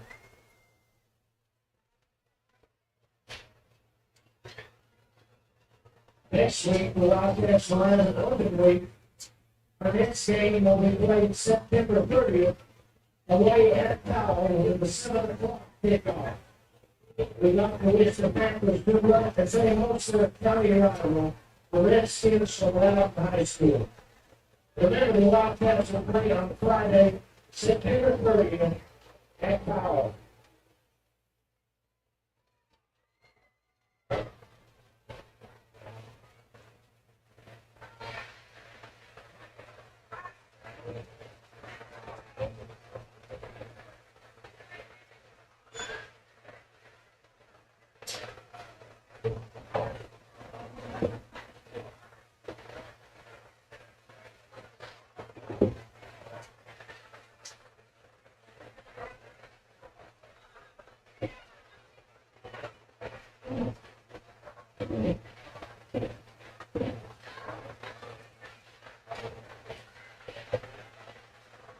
Field level, Alex Myers with you. Mike is still up in the booth, and we might go back and forth for just a moment. Mike, it's always good as we head down to the field to hear the coaching staff talk with the team after a win versus a loss. There's going to be a lot of jubilation and celebration for these Wildcats. Yeah, this has been an exciting win for the Wildcats. They need these region games, and it's great to get this win. And As we'll keep it down here on the field, homecoming. as I've got to be smarter than the Very fence. Exciting night, great night for football. As they've locked me out of Blankenship Field. There we go. Thank you very much, Caitlin, for helping me out there. As I don't think they're letting the fans on the field quite as yet, but they're going to let me on there Coach Scott momentarily. Cummings still talking to the Wildcats. Coach Cummings now talking to the team. As Blankenship Field 33-13. we're down here. And we're going to try to talk to a couple of Wildcats before we get to Coach Cummings. As I want to talk to Josh Frazier now, who does a lot of camera work for us. And Josh, as they get ready, Coach Cummings talking about this game and wrapping things up. What are your thoughts? This was a little bit of a rough game to start out with. It wasn't a clean game, but ultimately, when you get a win, you got to be happy. Yeah, I mean, ultimately, a win is a win, but there's always something to work on. I think a lot of mental mistakes. There was a lot of flags, so a lot of stoppages in the game for small stuff. A couple big plays on Lenoir City's side, kept them in the game for most of it. 13 points on the board. So, but ultimately, always something to work on. And it's certainly a game that we talked about it sort of ad nauseum, that Oak Ridge is off next week, and this is a team riddled by injuries that, boy, they're going to be glad to be off and get some rest next week. Oh, absolutely. A good chance to recover from some of these injuries that have kind of been plaguing the team the whole season, ever since the jamboree before the season started. But also not a week to take off, a chance to get better at everything that they do. So, thank you so much, Josh Frazier, who's sort of learning the business, and we definitely appreciate him. He's been one of our biggest helpers all year long. We're going to try to find a couple of Oak Ridge Wildcats to talk to on this one, and let's try to find Nehemiah Elmore. If Nehemiah will talk to us. It's the first time I've got to speak to Nehemiah this year, and Nehemiah, you are a guy who has been very patient this year. You haven't maybe got quite as much time as you wanted. Coach told me on Wednesday night is you're a guy who's gotten some time at quarterback. You saw some time at wide receiver tonight, but really your impact was on the defensive side, and boy, did you ever make an impact. I thought you played a really good game. How was that performance tonight? Coach just prepared me good during the week, and he made sure I was ready for the night, and that's all I got to say. You're a very athletic player and a guy who is very tough. I didn't realize how good you were in run stop. Is that something you like, is being able to go downhill and hit people? Normally it wasn't, but as I've developed and I've gotten bigger, yeah, it's been something I like. Thank you so much, Nehemiah. Great job tonight. Thank you. Oak Ridge goes 2-0 in region play, and Coach Cummings has, I think, instructed the team to get up towards the locker room fairly quick. So that's probably, unless we can get Ethan Garza, might be the last interview that we can get, as we're going to try to hustle him down. I don't know if Coach Cummings likes this or not, but one way or another, we're going to talk to Ethan Garza. As Ethan Garza, real quick, just a couple quick questions. Okay, we'll go to the sideline real quick. I understand now that Lenoir City, nice gesture from Oak Ridge. The Lenoir City band, because of the halftime festivities, didn't get to talk or play, so they're going to start playing, and we're going to talk to you. Boy, you had a great game out there. Coach sort of hinted on Wednesday's show that you would get some playing time. You've gotten some playing time earlier, but tonight, obviously, your best performance coming in reserve from a quarterback position. Talk me through tonight's performance. I just really had to step up because of Peyton. I mean, he got like concussion or something, and then I just had to step up to the plate and do what I could do. You finally found Hayward, and Brandon's a guy who you guys wanted to get to the ball really all year for obvious reasons. Hasn't been quite as active since that opening game where he had a couple touchdowns. Tonight, you found him. They called a penalty. You went back to the exact same play. How nice is it to have a receiver like that where you can just throw it up to? So good, because me and him, we'd work off like in the off season and just we'd get our connection, and then that's just really it. Like me and him been working like since last year on like we'd go here to the field and just like throw and run routes, and we just got that connection. Showing a little athleticism too there on the read option. You kept it. Everybody on the field went after Hunley. You showed some wheels and were able to get in for a rushing touchdown as Will. Walk me through that play. So I just saw the D in, and then I just was like, oh, I'm just going to take it because I saw Jai and I read it, and then just pulled it and then went to the end zone. 2-0 in the region's got to feel good, right? Yes, sir. Thank you so much. Ethan Garza with us there as the Lenoir City Panther band starts to play in the background. We're going to try to get Coach Cummings real quick. I know they're trying to get us off the field as the band is having a performance. And this is a really nice gesture, I think, from the folks at Oak Ridge here, is just letting this band have their moment. They traveled. They're dressed to the nines in their uniforms and didn't get to play at halftime, but they're getting to play now as try to hunt down Coach Cummings for a real quick interview. As there's Coach. Are we able to do it? As I don't know, because are we able to do it? Just a real quick interview? Okay, we got Coach Cummings down here. Coach, a win is always good. It's a region win. You moved to 2-0. It's got to feel good bouncing back tonight. It does. You know, anytime you win, you got to be happy about winning, right?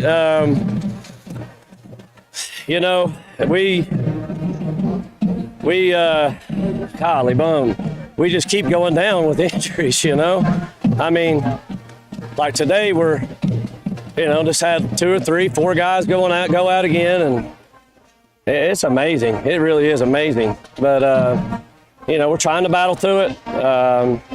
Today Peyton Sharp goes out with, potential concussion, and so we played Ethan Garza a lot, and then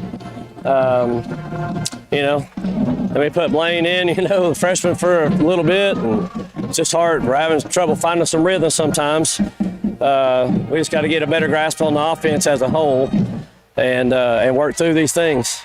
We can be good by the playoffs, but we got to continue to grow every day. Next week is a bye week, and I would say it can't come at a better time, but it really could have come at a better time every week, it seems like, with what you guys have had to deal with. But certainly having next week off, hopefully that's an opportunity to get some guys back maybe, because you got a big PAL game coming up after that. Yeah, we do. And it'll be interesting to see who we have available, because your guess would be as good as mine right now. It really would, because I really don't know.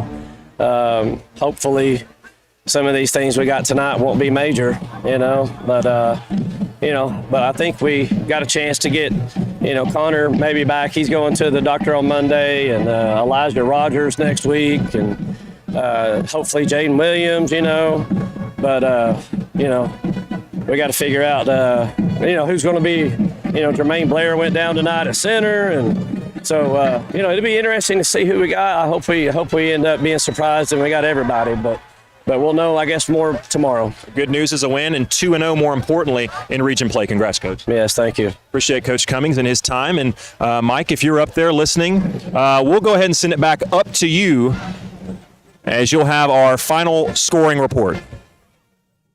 Thank you very much, Alec. Thank you, Coach Cummings. Good job. I'm going to go over the scoring summary real quick, and then we'll take a quick break. Start the game off. DeBarvis Joser ran one in from 39 yards out, put the Wildcats up 6-0. Then David Wilson came in and kicked the ball between the uprights, and the Wildcats led early with that 8:33 into the first quarter, 7-0. Then shortly later, 7:41, Tristan Tyron ran a 50-yard touchdown back after an interception and put the Lenoir City Panthers on the board 6-0. It was a bad snap on the 2-point conversion, and the Wildcats snuffed it, and the Wildcats led 7-6. Then with 3:42 left in the first quarter, again, DeJarvis Dozier ran one in from 1 yard out. A very powerful run, good drive by the Wildcats. The Wildcats went up 13-6. David Wilson again came in and kicked the ball between the uprights, and the Wildcats led in the second quarter 14-6. Then, with 1 minute and 59 seconds left in the first half, Jai Hunley ran in a 12-yard touchdown run, and the Wildcats went up 20-6. David Wilson came in and kicked the ball between the uprights, and the Wildcats led 21-6. Then in the third quarter, Brandon Hayward caught a 19-yard pass after a penalty, and the Wildcats went up 27-6. Then the extra point was blocked, so the score remained 27-6 for the Wildcats. Then, 3:28 left in the third quarter, Blade Yeager ran one for 82 yards for the Lenoir City Panthers, and they got back on the board and made the score 27-12. Then Leo Gonzalez for the Panthers kicked the ball between the uprights, and the Panthers scored 13 against the Wildcats. The Wildcats 27. Then in the fourth quarter, Ethan Garza ran a 3-yard quarterback keeper in for the Wildcats, and the Wildcats went up 33-13. The extra point was no good, and the Wildcats come away victorious, 33-13. We're going to take a 3-minute timeout and be back with Mark Hayes' statistics after these messages. Did you go to a break? Yeah, 3 minutes. Okay.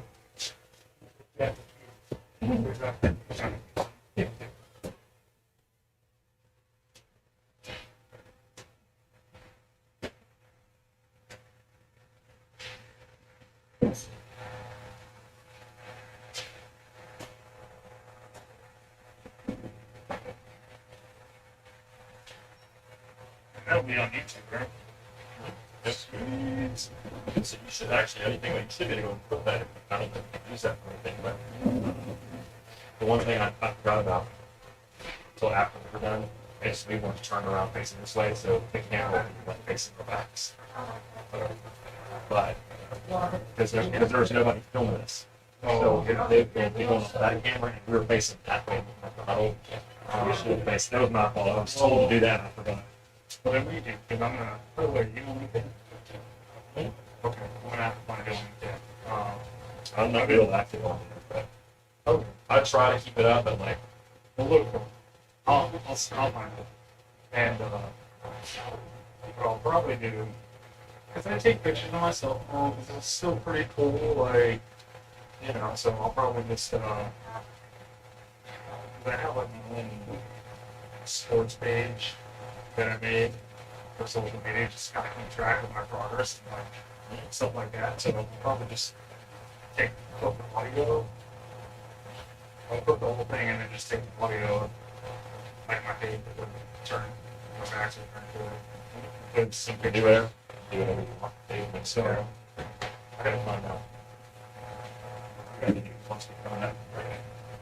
No, so I'm not gonna be reading. I just kind of forgot about that.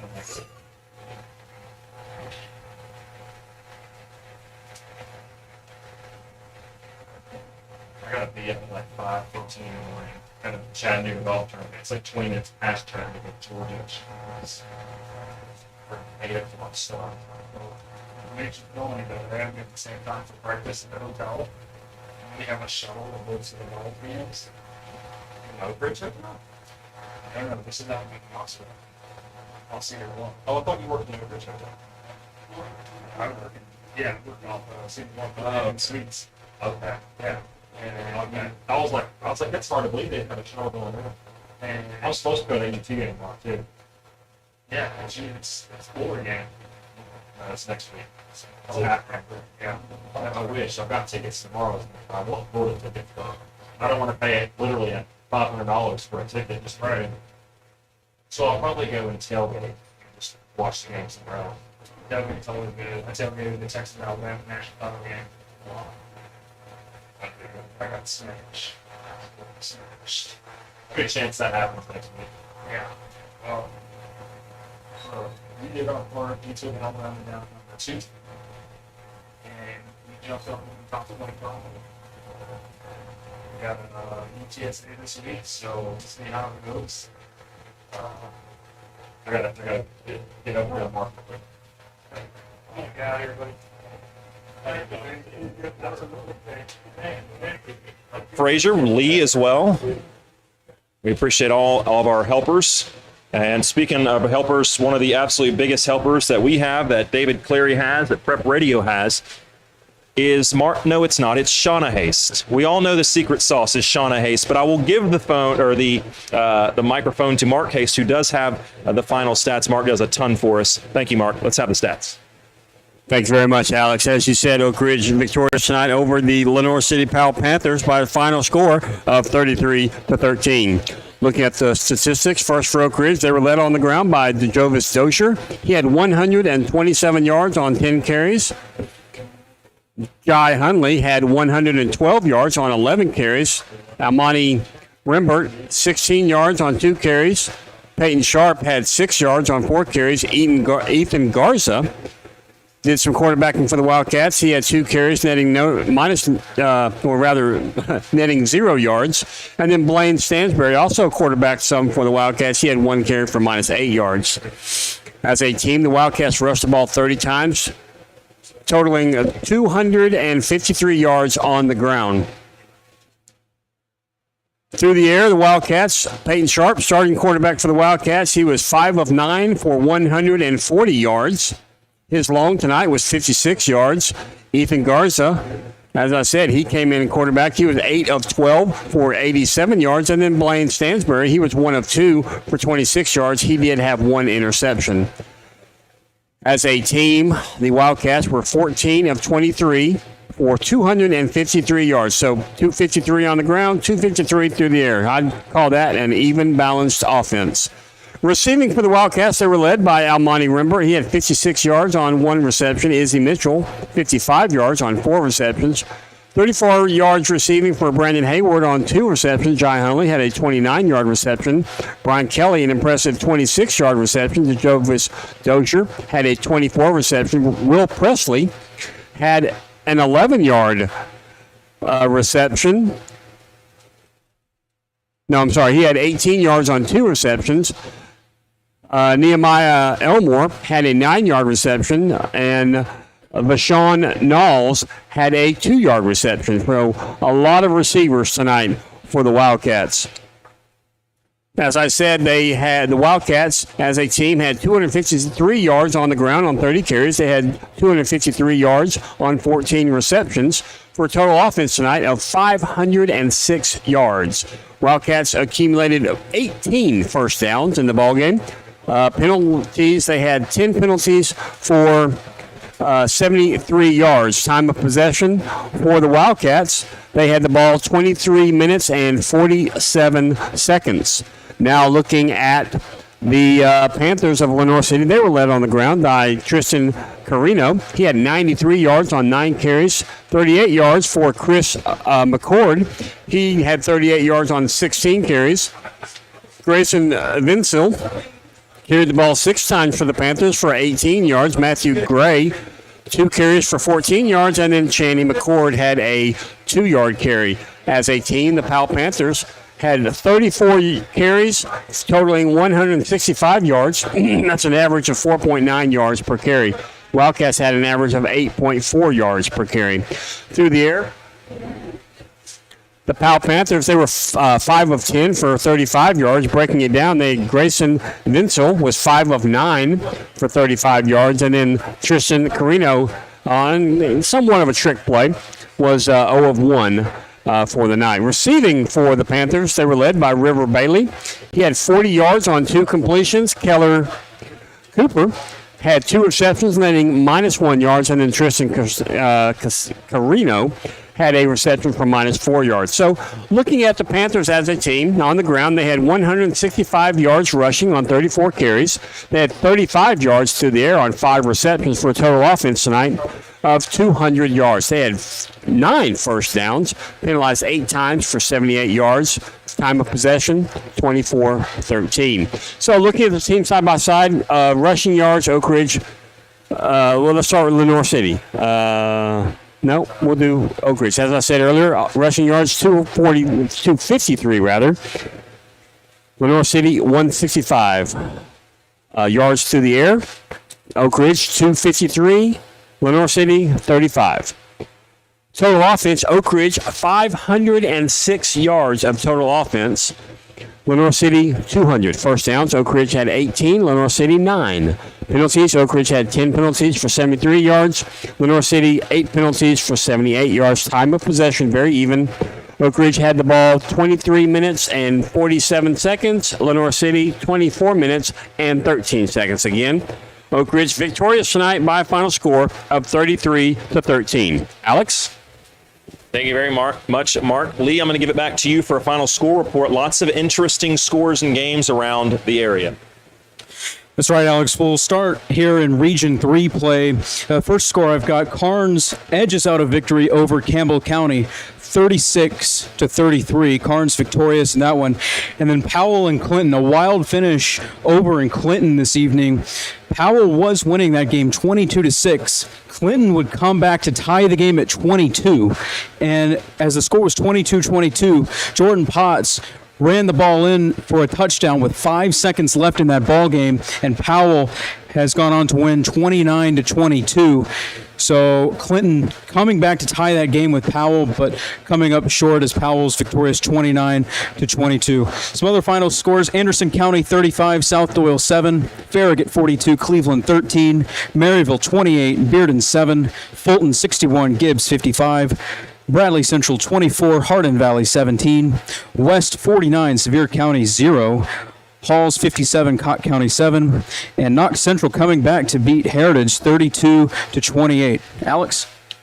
Thank you very much, Lee. Thank you very much, Mark Haste, Shauna Haste, all of our cameramen, whether it's Drew, Josh, Alex Waraxa, Matthew Charles, anybody else who may have helped us down there. I also want to say thank you to David Clary, our executive producer for tonight's game. He will be back at the PAL game, and we'll be back to normal schedule, regularly scheduled program, if you will. We also want to thank Brian Bennett, and last but not least, Mike Sheehan. Mike, you've got the final thoughts in this one. Mike, it was it was a win. It was a tough one to watch at times for both fan bases, but certainly when you come out with the win, you got Clinton, who's now 0-2 in the region. And Powell looming, who's now, I believe, 2-0 in the region. That sets up a great matchup a couple weeks from now. Absolutely. I knew it was going to be. That's just the way it works out. And Powell has really come on strong now that Potts is back. So that's going to be a great regional matchup, Alec, over there at Powell in 2 weeks. Hopefully we can get rested up, get some of our players back that we need so desperately, and get healed up and play great over there at Powell in 2 weeks. I hope Oak Ridge fans can come out in groves and watch a great regional matchup between Oak Ridge Wildcats and the Powell Panthers. Thank you, Mike, and thank you to everyone listening and everyone who helped out on tonight's broadcast to make it happen. For all of those mentioned, I'm Alex Myers. Again, thank you so much. Wildcats win. Final score, 33-13. Brian, I'll send it back, and we'll end it tonight. Have a great night.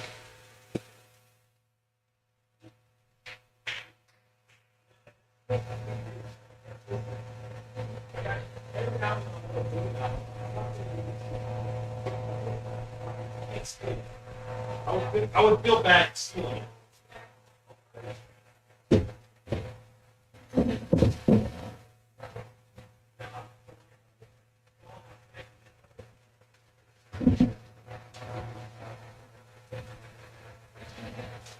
I knew there was something on the I was like, better than 9 days. I was last turn off the screen. Oh, yeah. Yeah,